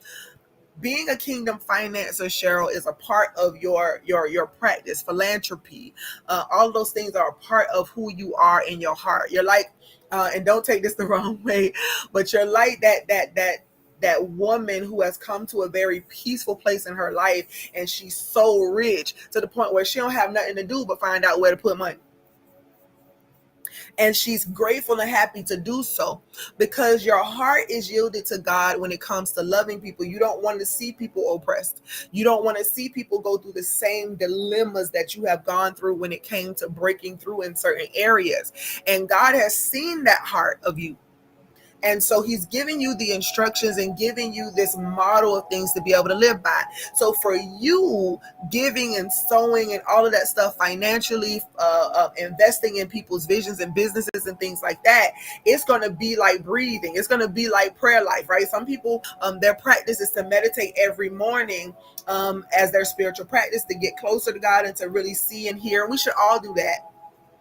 Not always talking at God, but listening. But that's somebody's practice. It's somebody else's practice to do different rituals in the morning. It's somebody's practice to do a certain ritual when they go to receive spiritually or financial or whatever, and they give financially. But it's your way of life. So almost like in the mornings, and I know God has done this with me plenty of times where every day for 30 days, before I did anything else, I had to find a place to sow a seed. Those are the type of instructions that you'll be getting, but it'll be so much of your norm that you won't be worried. Right now, you have got to get out of the space of fearing not having enough. And that of course, that's a whole mind renewal thing. So get your affirmations, get your different audios, whatever you need to do to reprogram your mind. Do that, because there'll be times where God will give you an instruction and you don't follow the instruction, and immediately you're going to know it. Like, God dang it, God told me to do such and such and I didn't. This is why this may be, blah, blah, blah. And so you're going to, it's not to make you anxious. It's not to make you feel all filled of anxiety. God trusts you, Cheryl. He trusts you with it because he trusts the heart of you. What he cannot do anything with, however, is if you are not in full agreement with it, because God cannot force our hand. He won't force us. Love ain't forced. But consequences still happen. So if whatever you sow, you shall reap. If you are not open to what God is saying for you to do, because again, God answers other people's prayers through us. God answers somebody else's prayers through you. This is just kind of how God works. It's one to another. So when we withhold what's in our hand from somebody, if we've been instructed to do so, then we are prohibiting a prayer from being answered through us. Now, I don't mean God ain't still going to do it for the person, but we've missed it. Now, again, all things work together. Yes, we are seeing to somebody else's need, but that is now seed in your ground. Literally is going to be to where you got so much seed in the ground that you're not even focused on it anymore. Right now, those of us who live in any type of poverty mindset or lack and limitation, or there's not enough or whatever, we're always looking to see, okay, well, if I spend this, and this is going to be this, and if I do this, it's going to be this, and then there's money coming in. But when you get to the place where you're in liberty in who you are, then you won't even be watching to see what happened. I mean, you might do a financial analysis with somebody, but you're not going to be looking every day to see whether or not it came out before this came out, or whether or not this is enough or that's enough, or whether this is going to be feasible or not feasible. It's going to be so much so that you ain't got no doubt whatsoever in the world about whether or not a harvest is coming up for that day. So you are a wealthy woman. And the reason why this is so challenging for you is because the mindset that you have right now, it's like, me? Nah. Well, if you think of it from the perspective of you being a part of the greater whole, then it should take some of the pressure off of your back, because it's not just about you. You just so happen to be caught up in the principle. It's for whoever it's for. What you give is to see to that need, to meet that prayer.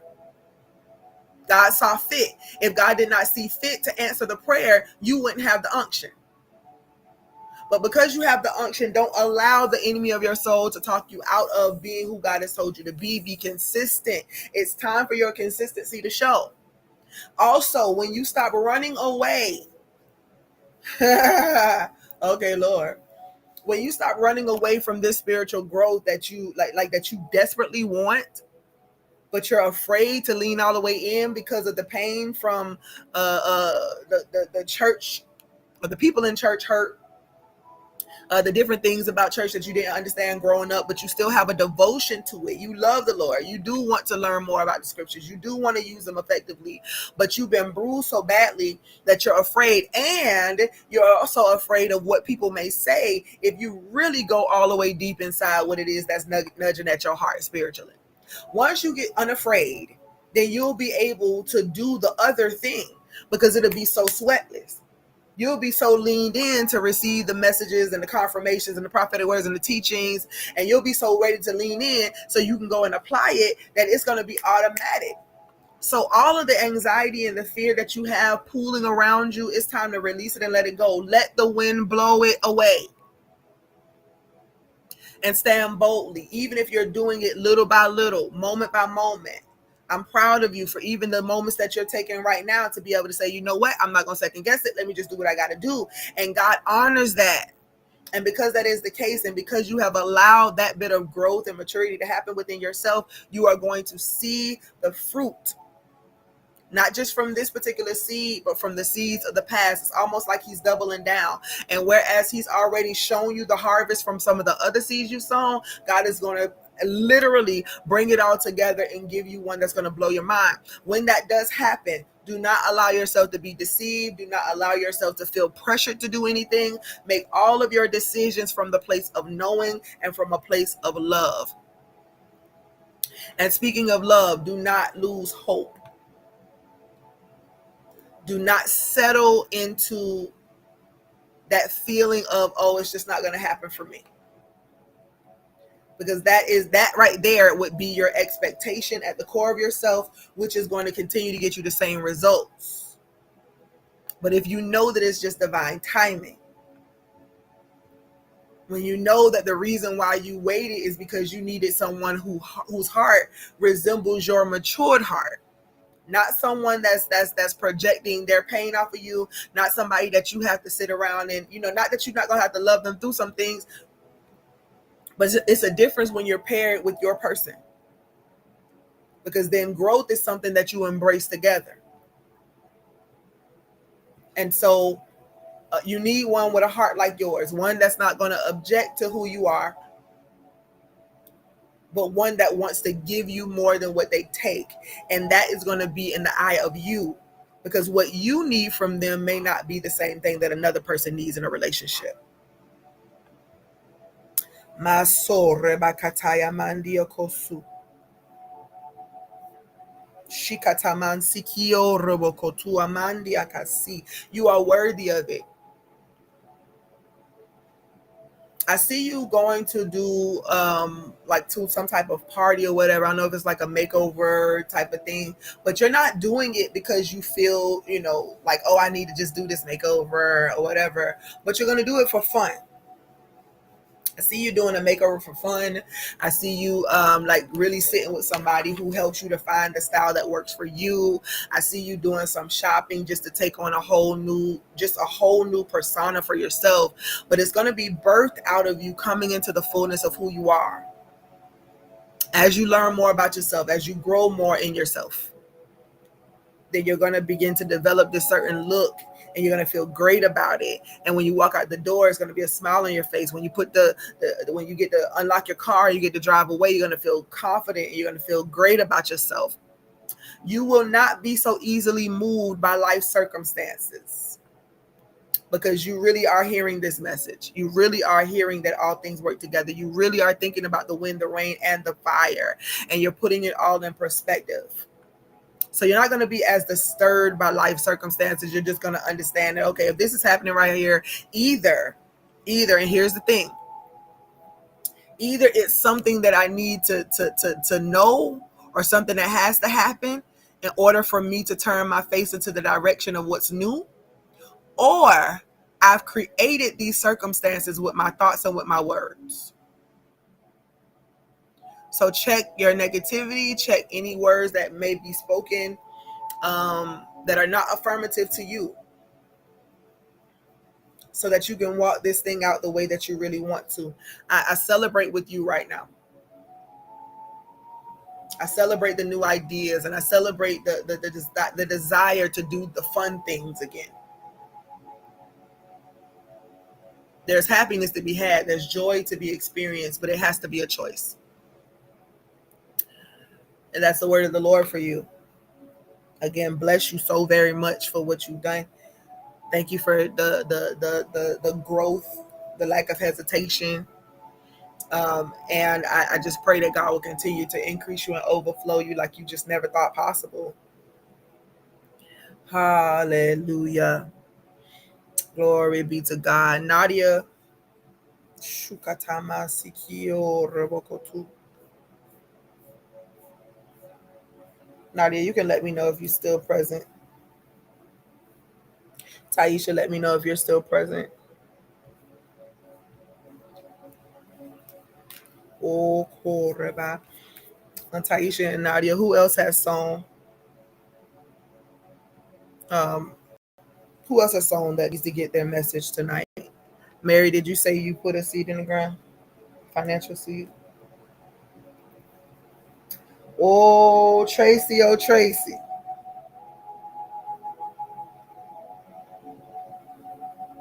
Tracy, oh, Tracy. My so-called Rebaika Taman Sikio Robokotu. Shekatama Sikio Robokotu Amali Kadiamandioso.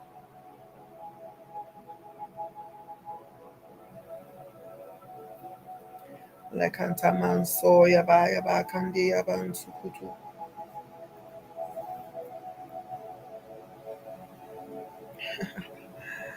Tracy, oh Tracy.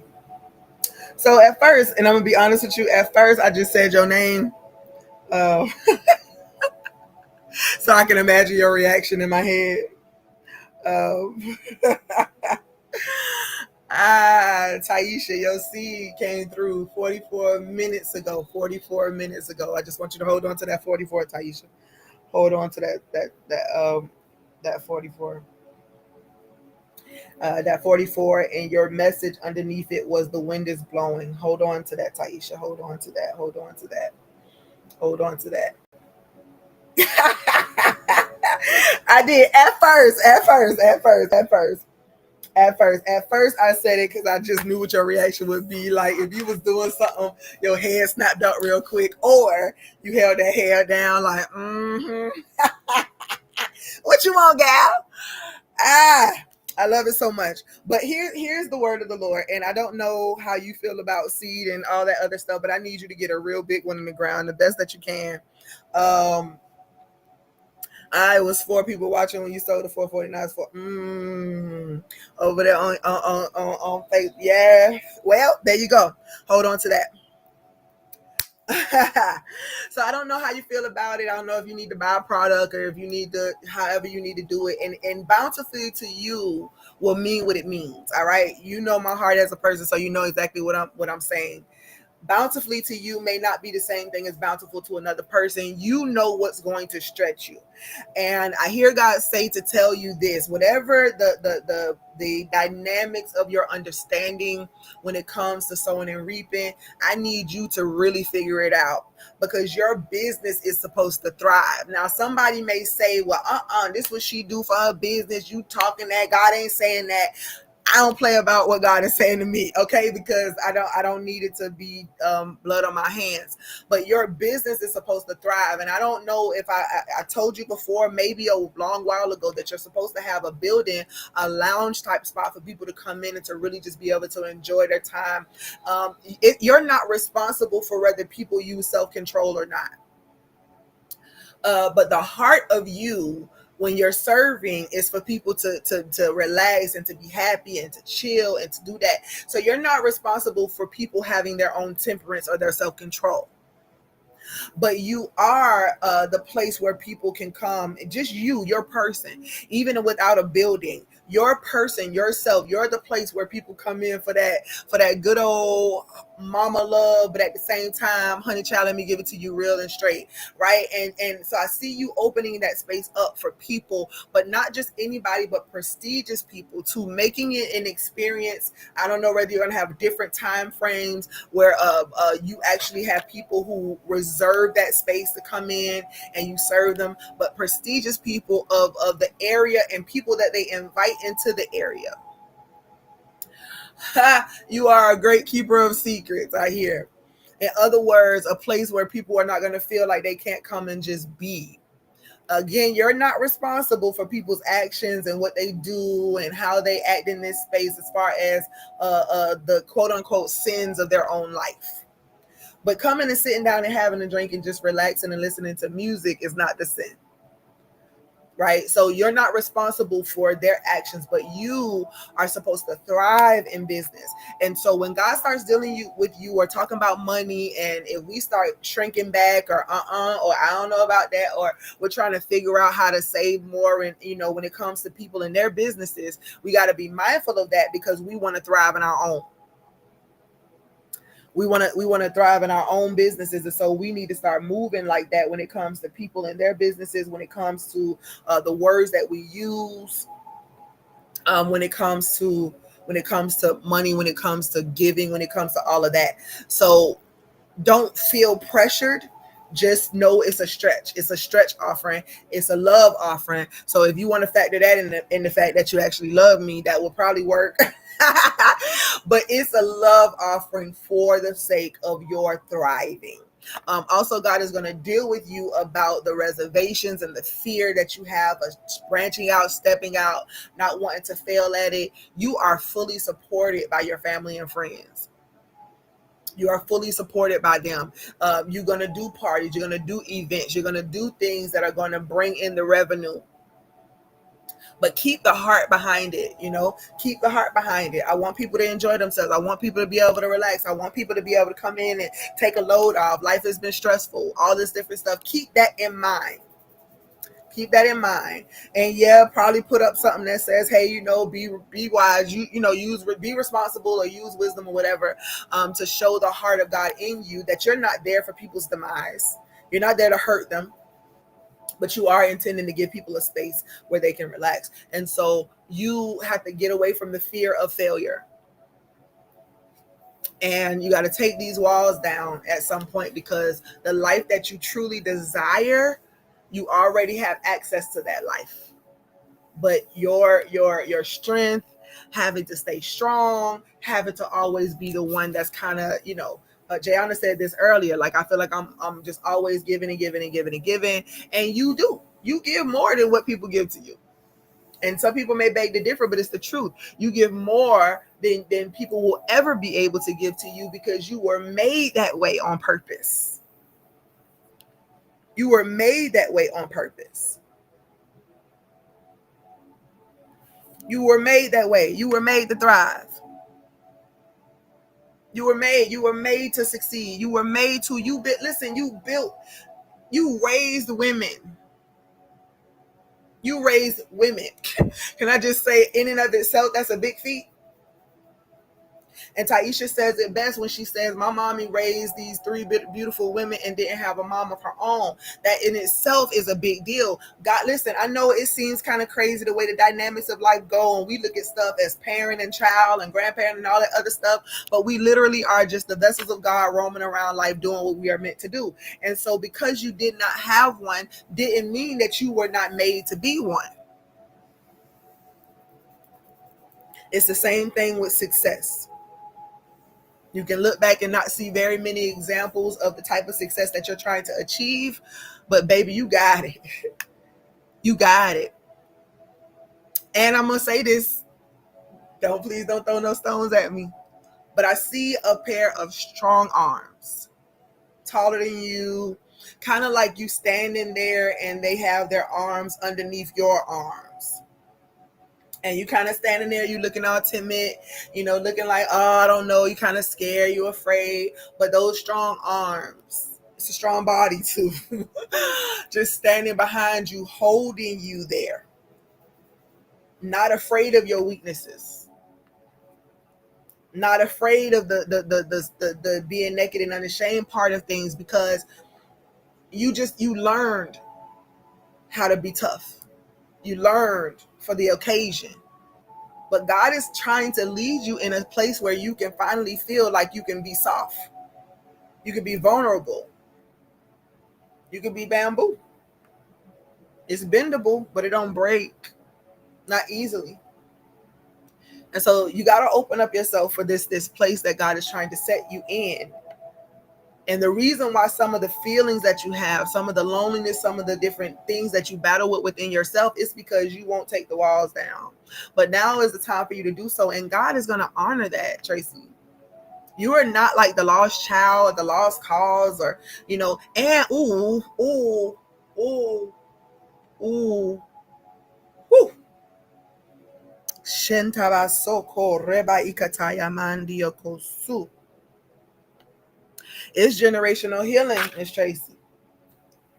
I talk to Taisha, we'll have sessions and talk about some things. And I know there are some things for her life that she has to deal with, cut for herself. But you are the generational curse breaker of the family because you're still alive to do it. Shantae is the next one. So like this is how I see it, and this is truth. Hika rekatama siki oto remanli kindiobo suku ureba. In every generation, there is one who can say yes to breaking the curse. In other words, the curse would be what some of us consider as, the sins of the father and the mother being passed down to the generations below them or whatever. And so there are things that happened generations way before you were even present. And everybody had the option. In each generation, there was one person. And let me say, not even say generation. Let me say, I guess generation, because I'm looking at siblings, and you and your siblings are kind of in two different generations a little bit, but it still encompasses all of y'all. But there comes that person that's meant to break the curse. In other words, they say, I will not be this, or I will not do that. And you've done that in the way of mothering your daughter still, and breaking free from toxic relationships and things like that. You've done those things, but God says, now I need you to break the curse of the broken heart. Shoo. Tamasuku rebakataya. Living from the place of the broken heart. Oh God, He wants to present you with joy unspeakable in your life, which means that some of the lessons that you learned along the way of how to be tough and how to, triumph over, you're going to still be that strong woman regardless, because the strength of the heart is greater than any front we can ever put up. When your heart is strong, that changes the game. See, we can pretend to be strong on the outside, but that heart is going to tell the truth. So God is trying to get you to heal through, so that heart is strong, not callous, not cold, none of that, but strong, beating firmly, pumping out that healthy blood to all parts of the body, all parts of your lineage. Shikatama sorebakataya. Shikatama sikio roboku. And it's breaking. So when you begin to let God heal that space, and you're going to hear it, it's going to be different in the way you talk. It's going to be, you ain't going to be lame ever. Okay. You're going to always be the life of the party. Do you hear me? But your speech will be different. It will be all healing conversations. That's why I told you, when you get this lounge, it's not about people just coming in to be reckless, but it's a place of solace. It's a place where people can come and actually be in an atmosphere where they can breathe and they can feel better about life and themselves. And so even as your heart is being mended, this lounge is still going to be something for you as a service, a ministry of sort, for people who kind of feel like there's no way for me to go and just indulge because everybody's judging me. And if they see me with this drink, they're going to judge me for it. But you understand, it's not about being drunkard. It's about you coming in and relieving stress. Now, if I see that you're going overboard, you're going to be able to say this to people. If I see you going too far, if I see you going overboard, I don't love your money more than I love your life. So, you'll find some balances for it. But God wants to do, He wants you to pump that healthy blood. All wounds are being mended even now as I speak over your life, every wound. And see, you've carried a lot of scars on that heart of yours, but even the scars disappearing. This wind of change that is blowing away everything, even scars, if we allow it. Some of us want to keep our scars because we like, hey, this is my triumph story, and there's nothing wrong with that. But there are some of you, and even with you, Tracy, but then other people who are listening to me, you don't even want the scar to show. Not with some of the things that happen. So God is mending it. And as he does, and as your heart is repaired, and as you're able to literally enjoy the beauty of this life, letting water run off of you like the duck's back, like honey, stuff ain't gonna phase you. You're gonna be living, you're gonna be enjoying this life, and you are then healing generations. Some people not gonna like some of the stuff you got to say in this healed place, because you will allow them to be exactly who they are and live and do exactly what they're gonna do, and you're not gonna be able to bail everybody out of everything anymore. So that's going to be kind of tough at first. It's going to be like, oh, she changing. Oh, why she acting like that? Well, the reason is because you're coming into your healed place and you get to break the curses. Now, let me say this to you, because I told you that I see you, but I also see Shantae. In other words, you can do this. You can take this message and you can own it, and you can say, I'm going to do it. I'm going to break the curse for my family, because you are such a loving mother, such a loving sister. You love them so much that you believe that supporting them and being present and showing up for everything is the best way to love them. But God is about to show you a better way. They must live, they must learn, but having support and having love is essential. So nobody is not going to understand everything. But if you do not choose to do this, and you have the free will to either choose to do it or not do it, she will do it. She will do it. She gets judged a lot for things that she may or may not fully get or understand, or how her mannerisms may be in certain areas, because she that firecracker. It's my girl, firecracker. And people may not understand it. But it's because she's such a man. Shantae is such a fierce warrior, such a fierce prophetic voice in this earth. So her words are going to come out to some people like she's trying to be harsh, when in actuality, she's revealing exactly what people need to know. But until the heart is mended, it's going to come out like venom. And so you get to choose. You get to heal the generations, the brokenhearted generation. Not everybody in your family is brokenhearted.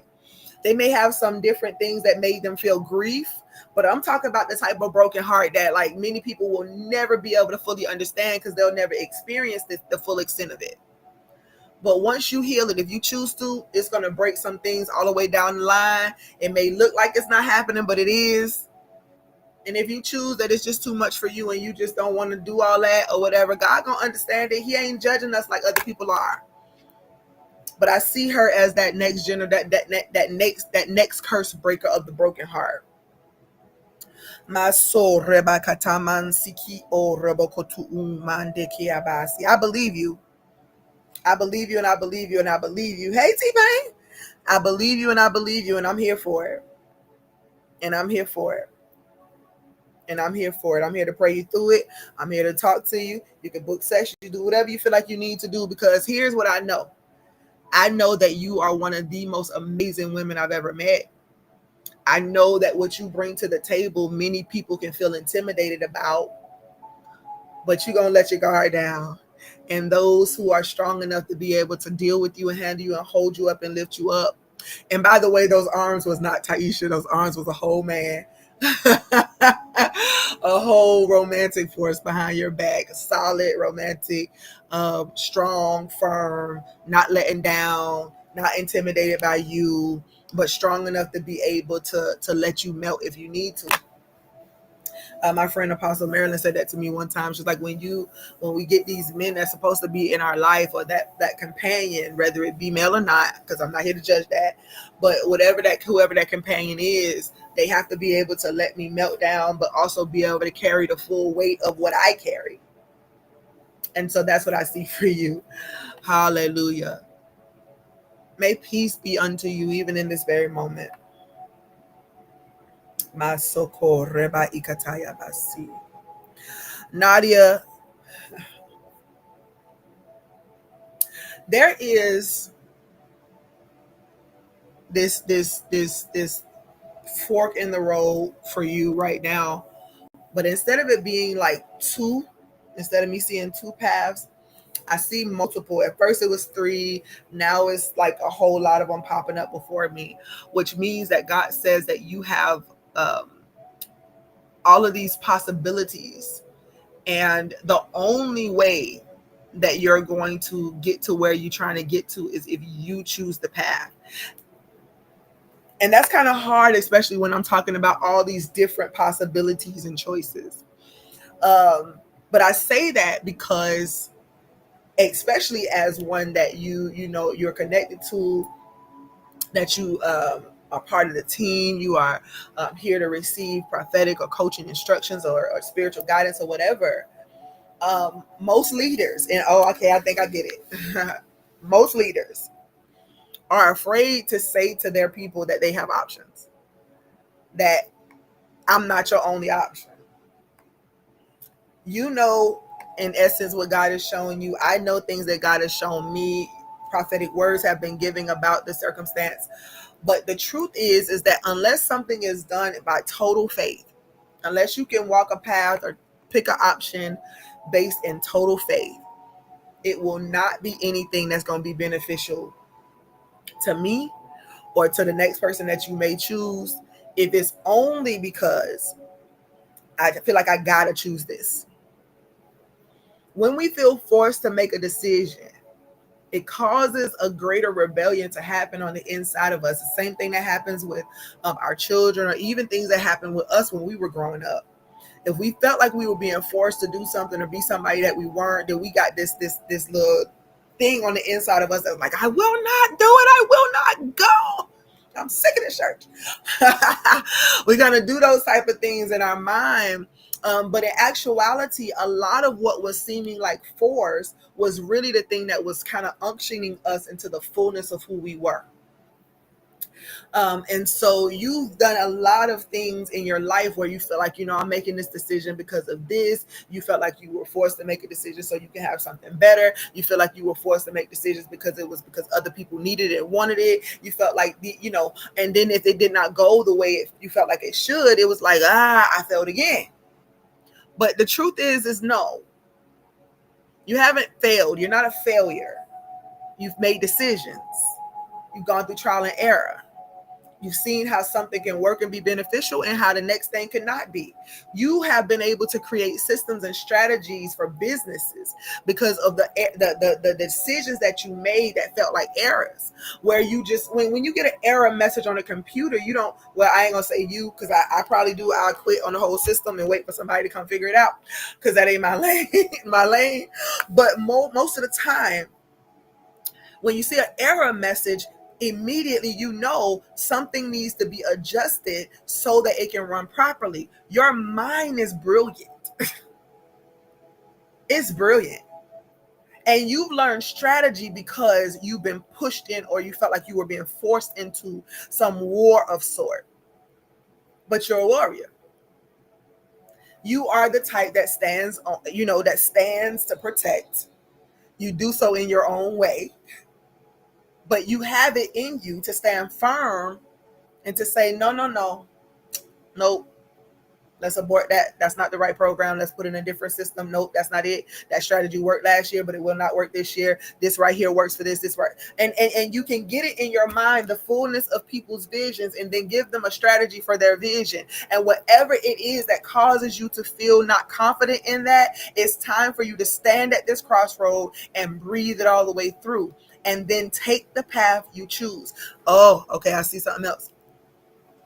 As a matter of fact, I hear the Holy Spirit say this literally, like while I'm watching the vision. It's like you're feeling really paranoid and you're anxious because you see all these different options, and it's like more options are opening up and you're like, oh my God, what do I do? Well, God says once you get still, once you begin to literally pray your way through it,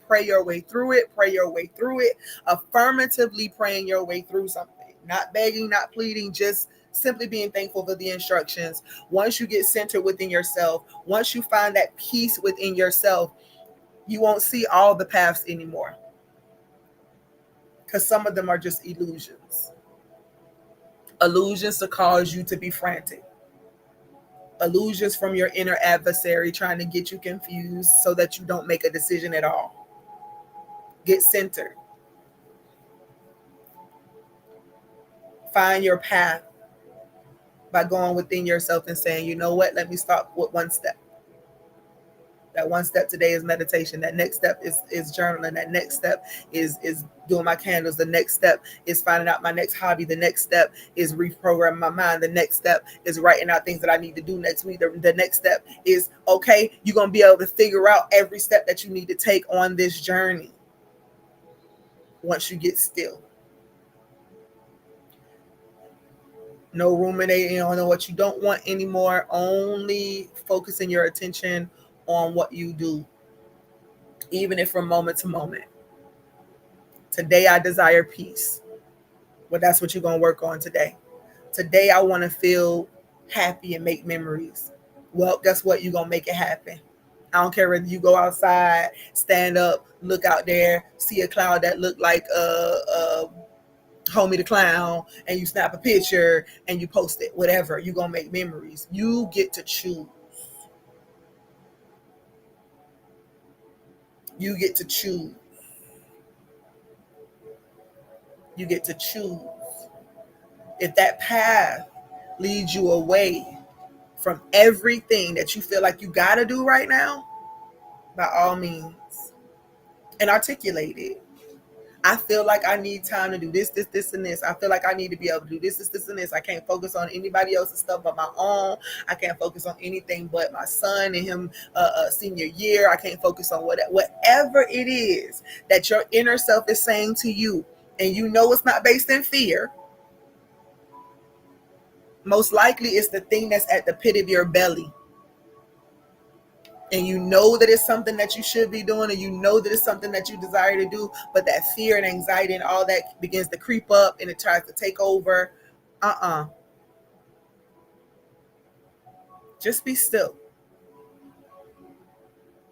Peace is your portion. Your shalom is your business, right? And as you're continuously doing your heart checks and really just asking God to, what can I do so that I can experience this life that I want to? He's revealing it. So once you get still, the path will be clear. And I'm still seeing 3. Whereas before, the path was kind of jumping all over the place in the illusion. But once you get settled, there's still going to be these paths. You still got 3 choices. Well, it might be more than 3, but I'm seeing 3.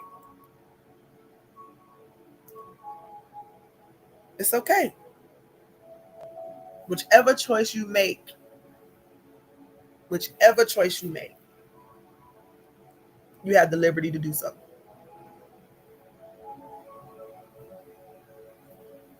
That's because them things is good, girl. And as you continue to do the work, like as far as what it takes to help you relax and heal, and aromatherapy and all the different things that healing candles. And it'll be a whole part of your testimony, whether you choose to go live with them or not. Like as far as opening up that store, the online store, or any of those different things, whatever you choose, it's going to be the right decision for you. And that may sound crazy when some people may think, well, how you know? What's all the choices that she got? I know the choices. And one of the choices in my heart is just not favorable for me and the other people that may be in her life and in her circle. Then there's another option that, she may choose that may put her in a place where she's going to just do her. That's it. I say hello to everybody else, but right now I don't want to do no more coaching work. I don't want to do no more nothing. I want to do it all by myself, if that's what you choose to do. And then there's, of course, this the option that, there's nothing to say after that one, except for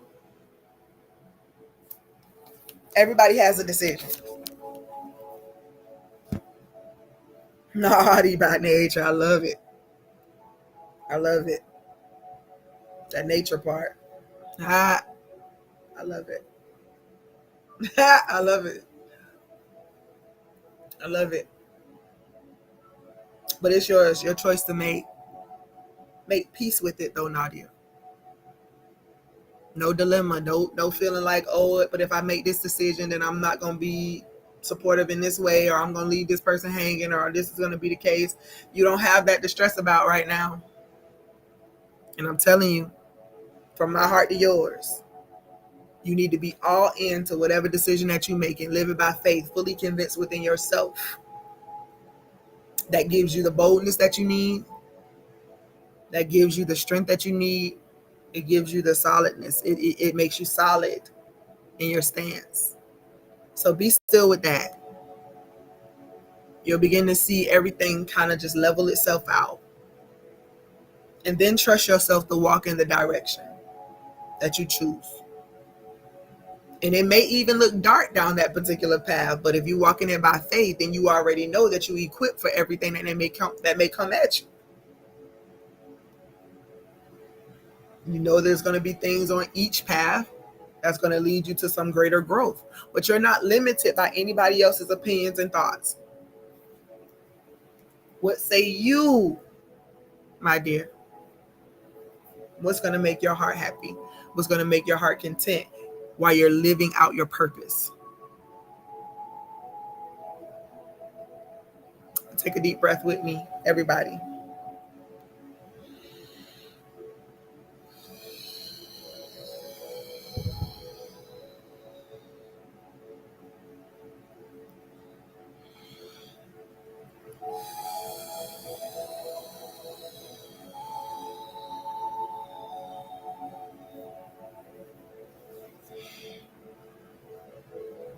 We could definitely check Mary, and then if it don't do double, if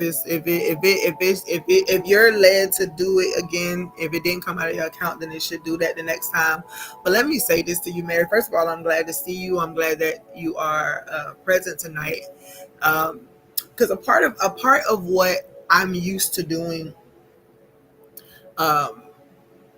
is anticipating the need in the prayer request of people, and I'll kind of sometimes go before them and say, hey, this is what God showed me, this is what I want to pray for you about, things like that. But in this season of life, God literally has me waiting for people to come to me if there's a need. And a part of that is because that's a part of the growth process for the other individuals, right? The people that say, I'm ready. And when you say I'm ready to do something, then as much as I may want to do most of the work and kind of make sure that everybody is all together and I'm checking up, there comes a point where God is saying, again, what's your choice? Like I was saying to Nadia, situations are going to come in the midst of your processing. Circumstances are going to happen. Things are going to throw you off track. I don't care. Well, I ain't going to say that.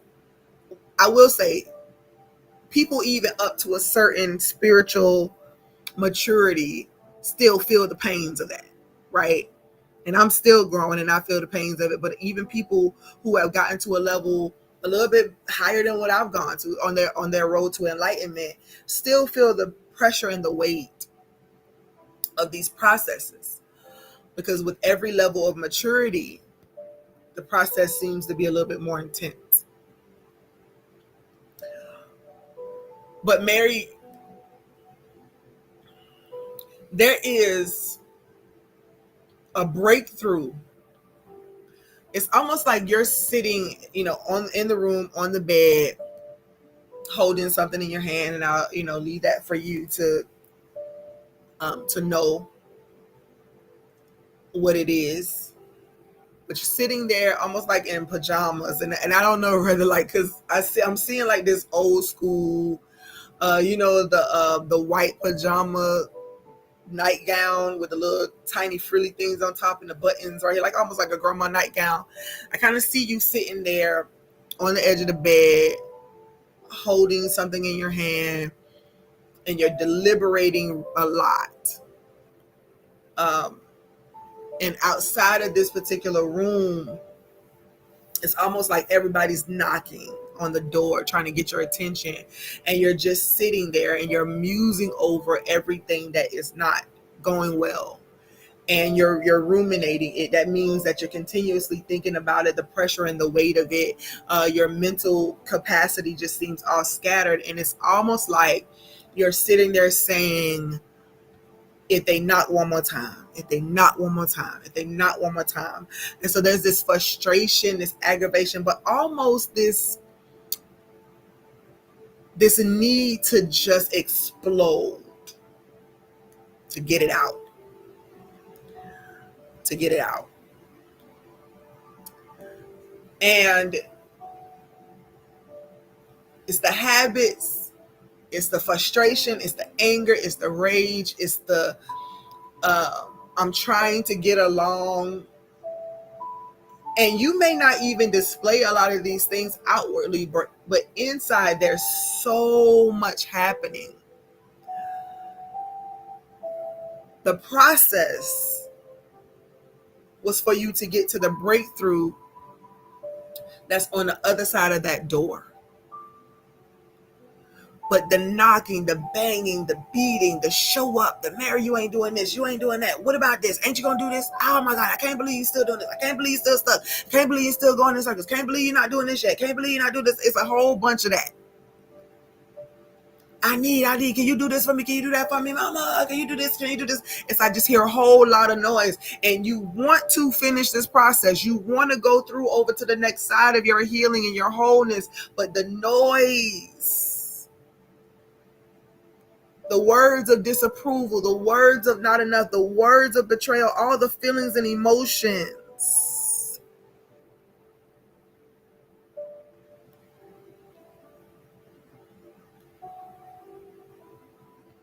the pain you can't touch is very evident and it's there, and you feel like and whether this is to come or whether it's happening now, honey, it's gonna, this is it.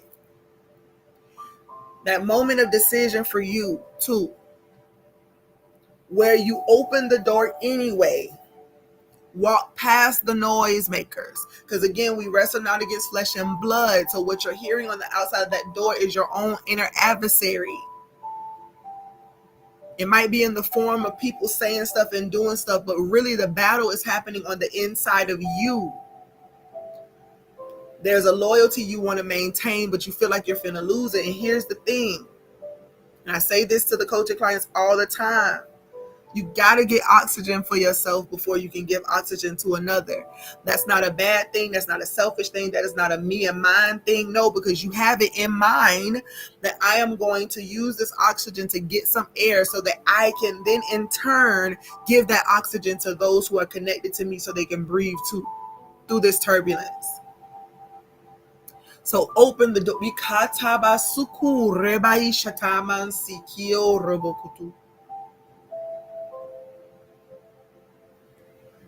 Shetamasikio roboku remanta kataya le kantamasiki otoboku rebashi.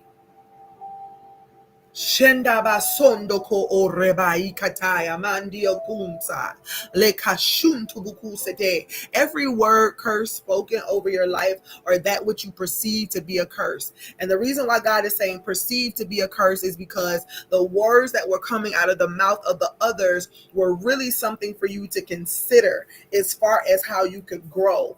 But the way it's delivered, the way that it's pushed out of the frustration of the mouth of somebody who, or people who feel like they got it together more than you in certain areas of their life. Shekataba sukure mantakataya. You just feel the weight of feeling like you need to perform to be a certain type of person when you're in the environment with those who already feel like they've done so much, they've accomplished a whole lot, they got a lot going on because they've done the tangible stuff. But some of those same people are more broken in their hearts than you. So while you're looking at what considered to be their strength, don't forget that you have strengths of your own. And when you're looking at them and they're saying things the way that they are, those are the ones that you are to pray for their own heart healing. Because just because we do something in the physical don't mean that we whole and complete inside. A lot of times people do those things because they're trying to, it's their own addiction. You know, they talk smack about other people's addictions. You know, they talk about the drinking, the smoking, the all these different things, or the sexual addictions, or whatever. We talk about other people's food addictions. We talk about other people's addictions, but we don't talk about the fact that sometimes all of the stuff that we're doing to busy ourselves is an addiction in and of itself. It's great to have accomplishments and to thrive and to do things and check stuff off of your list and off your box. But have you evaluated the heart to see whether or not you're doing it because you really want to do these things and accomplish it, or whether or not you feel like you just got to have another notch on the belt? Well, Father, forgive them, for they know not what they do. They're trying to do something to get their life together. But when they're talking, and whoever these people are that are saying things, and you're hearing all these people, it's because they're looking at you and thinking that you're wasting your life away. But you're a creative by nature. We've had this conversation before, so your thought process won't be like theirs. What you have to offer to the world won't look like what they offer to the world. But don't be mad at them. Don't resent them for it. Most of them have your best interests at heart, and they just feel like you're sinking and they want to try to fix it. But some of them are really close to exploding themselves. So pray for them, as opposed to allowing the word curses and the words to penetrate and to hurt you and to make you feel like you'll never be good enough and all of that, because none of that is true. You already are enough. You already are enough. You already are enough. You already are enough. So everything that you're doing in this season, birth it. Birth it. But birth it in a sterile, clean environment. Let that environment be your heart. Don't busy yourself. Don't do stuff just because. Make it all have meaning. Make it all say Mary. Make it all resemble you. There's just more healing that must be done. So go ahead and open the door with all the noise and all the banging and all the everything, and just walk right past the faces. And continue on to this next place. Congratulations on the planner, by the way. I pray much success over it. It's going to be used more for you than it is for anybody else in this particular part of the season. But there will be a time where you're going to be able to do the class, host the class, talk to people, and let them know what really came out of that particular planner.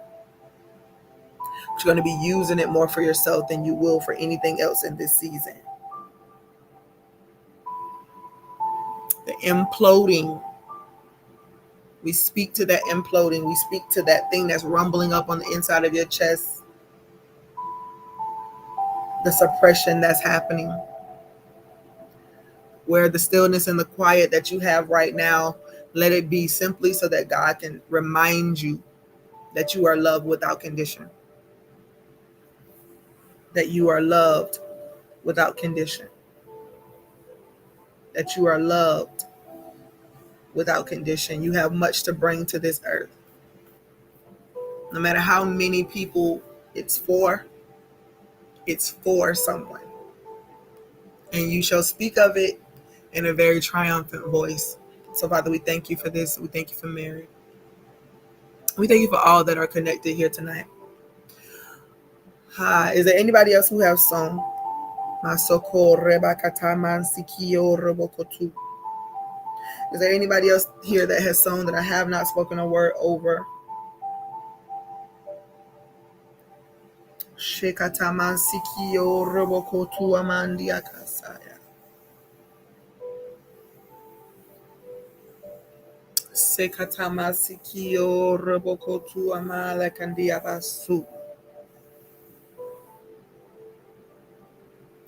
Hallelujah.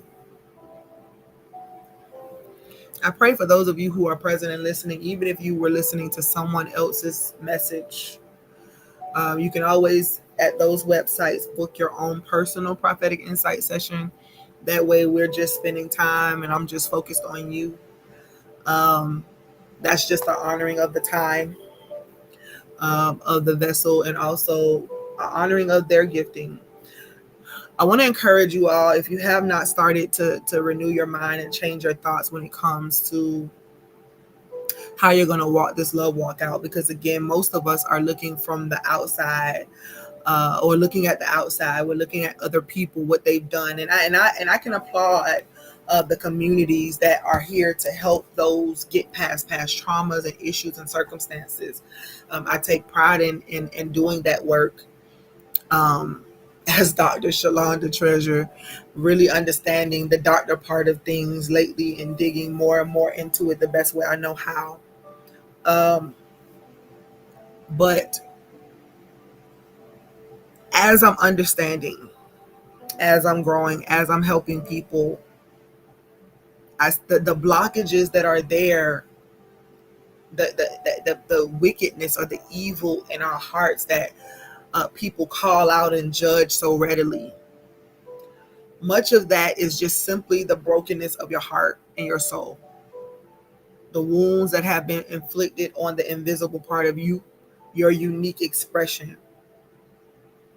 Remember that part of you, that's that part that we can, if we showed it on a picture, it would be your spirit flying free and all that as love, and then your body, your avatar, which is the thing um, that our soul lives through.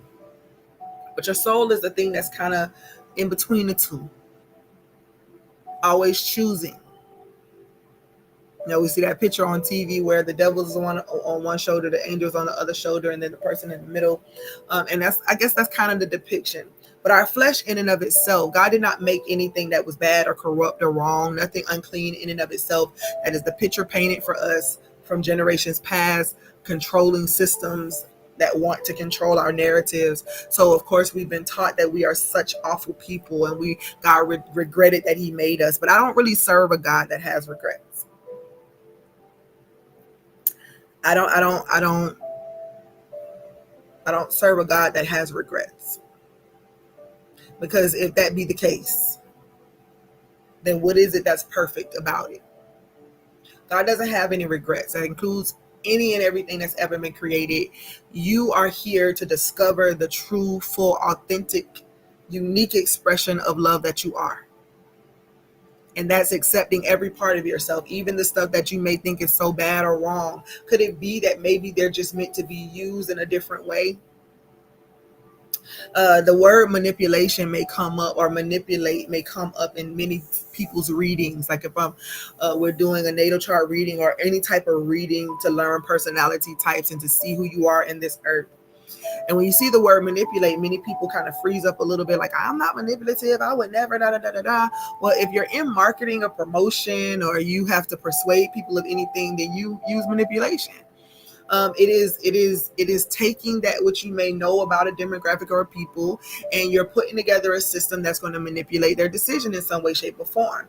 Now, what makes it a righteous thing to do, if it's going to be righteous, is to make sure that you're fair about it and you don't deceive anybody in it.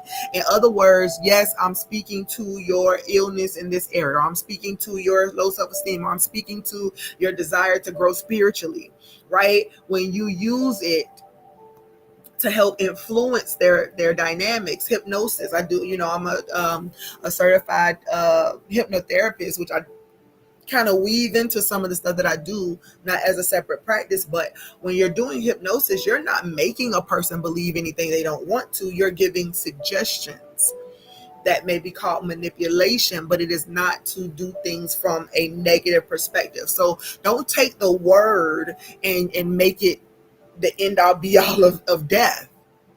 Death in and of itself is a word that we don't really like to use, but when you think about dying to the self, you realize that that's the whole work of the heart. That's the whole love walk. Take up your cross and follow me. That means you got to die to self. So the word die in and of itself is not something you just want to hear, but when you recognize it for what it is, and you know that God does not make any mistakes, then you begin to look at life from a different perspective. You are valued, you are treasured. God absolutely loves you, and I love you too, just because I can.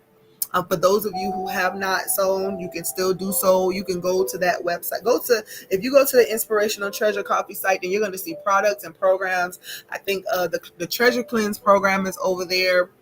5-day treasure cleanse. It goes into some much needed conversation. You can journal, you can write out stuff, you can work that program for yourself. There are inspired chats over there, meaning there are recordings of teachings that I've done, or empowerment messages for you that you can download. Again, you can go to Amazon.com and order any of the books. You can sow in many different ways. When you give an intentional seed, like you sow in that moment, and I can see it pop up, and that just, hey, it's like a flag you waving at me saying, hey, can you tap into it for me? And just let's hear. I prophesy in part, y'all. I am not the end all be all of life. The answers that you need come from within you. So if you're present here, it's because I'm just on the path, on your path. I'm here on your path to be of support to you. So whatever you do give, whatever you do pour into me, I am forever grateful. We do have goals. We have visions for the ministry, for the coaching. We want to come to your city, your towns, your states and countries, which means that finances are going to be needed to do that. So if you do want to just connect and just so you can be of support to the vision, that would be great. Please make sure you go over to the Love Walk Outreach Global TV YouTube page and subscribe, and also to Inspiration with Dr. Shalonda Treasure. At Inspirational Treasure, please go and subscribe there as well, so that you are present for the Love Walk Outreach, Love Walk Approach podcast, when we go live like this, so you don't miss anything that we're uploading. Prophetic words are going to be flowing out like crazy. I know I'm going to be doing a lot of posting because this harvest season is major, and for those that understand it, they understand it. Some of you will be booking your spiritual insight sessions because or your spiritual holistic session, which is kind of a combination of both, because you want to get this debris out of you. You want to let these ashes be blown away so you can build on a solid foundation. And you need somebody that's going to give you the real, give you the truth, but still in love. So let's go ahead and book that. Y'all, I love y'all so much. The Love Walk Tour. Yes, yes, and yes. Blessings, LaMonica. Blessings, LaMonica. I love you too, Taisha. I love all of y'all very much.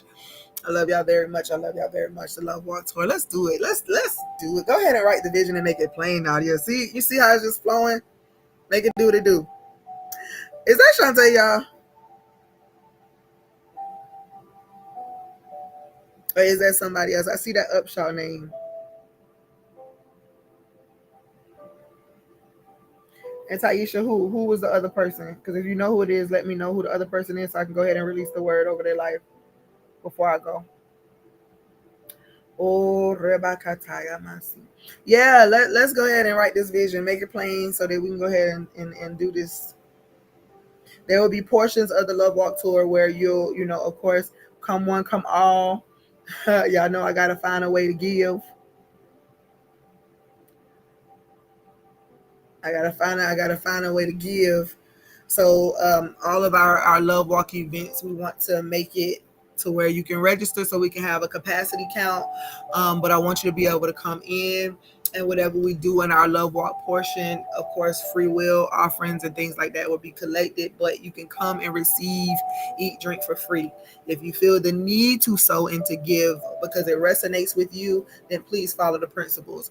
But there will also be like breakout sessions where you can upgrade, and then you can take some of the coaching courses. Like, y'all listen, like God just has me like, it's so much bubbling within me. We're going to be dealing with victim mentality. We're going to be dealing with the wounds of trauma, how to heal them. We're going to be dealing with forgiveness. It's going to be different classes that you can take at these events, specific to what you may need, or what area you feel like you may need to tap into. We do want to have others come and join us and teach, and we want to be able to honor them for their service. So the finances do a lot. It helps get the buildings and all of that, though the message may be free coming up out of me, and out of these vessels. They still have a livelihood as well. And we want to give you the best experience possible. So we don't want to give you something that's just, just kind of thrown together. I'm going to sit with it. I'm going to meditate about it. We're going to have these the different places. And then we'll also have upgraded things like retreats, which would be less people. It would probably cost you more financially because, of course, we got to pay for bigger space and all that. But it's also an intimate setting, which means that there are going to be other things required. So y'all just stay tuned for all of that. Please pour in as much as you're able to, and watch us soar, because that's where we are in this season. Your spirit holistic journey with your girl, Dr. Shalonda Treasure. All right, y'all. I love y'all so much. Just because I can. Many blessings. LaMonica, please go back and listen. There's a prophetic word here. for the masses. And we pray that everybody received it well. All right, y'all, go ahead and share this again with somebody else and tell them, hey, it's something you might want to hear in this message, and invite them on in. And we'll talk to y'all again soon. Sunday at 4:21 p.m. Eastern Time. Meet us over on our Love Walk channels as we do the Love Walk Approach podcast. This is part 4 of Awakening the Love Self Within. So please tap in. All right, many blessings.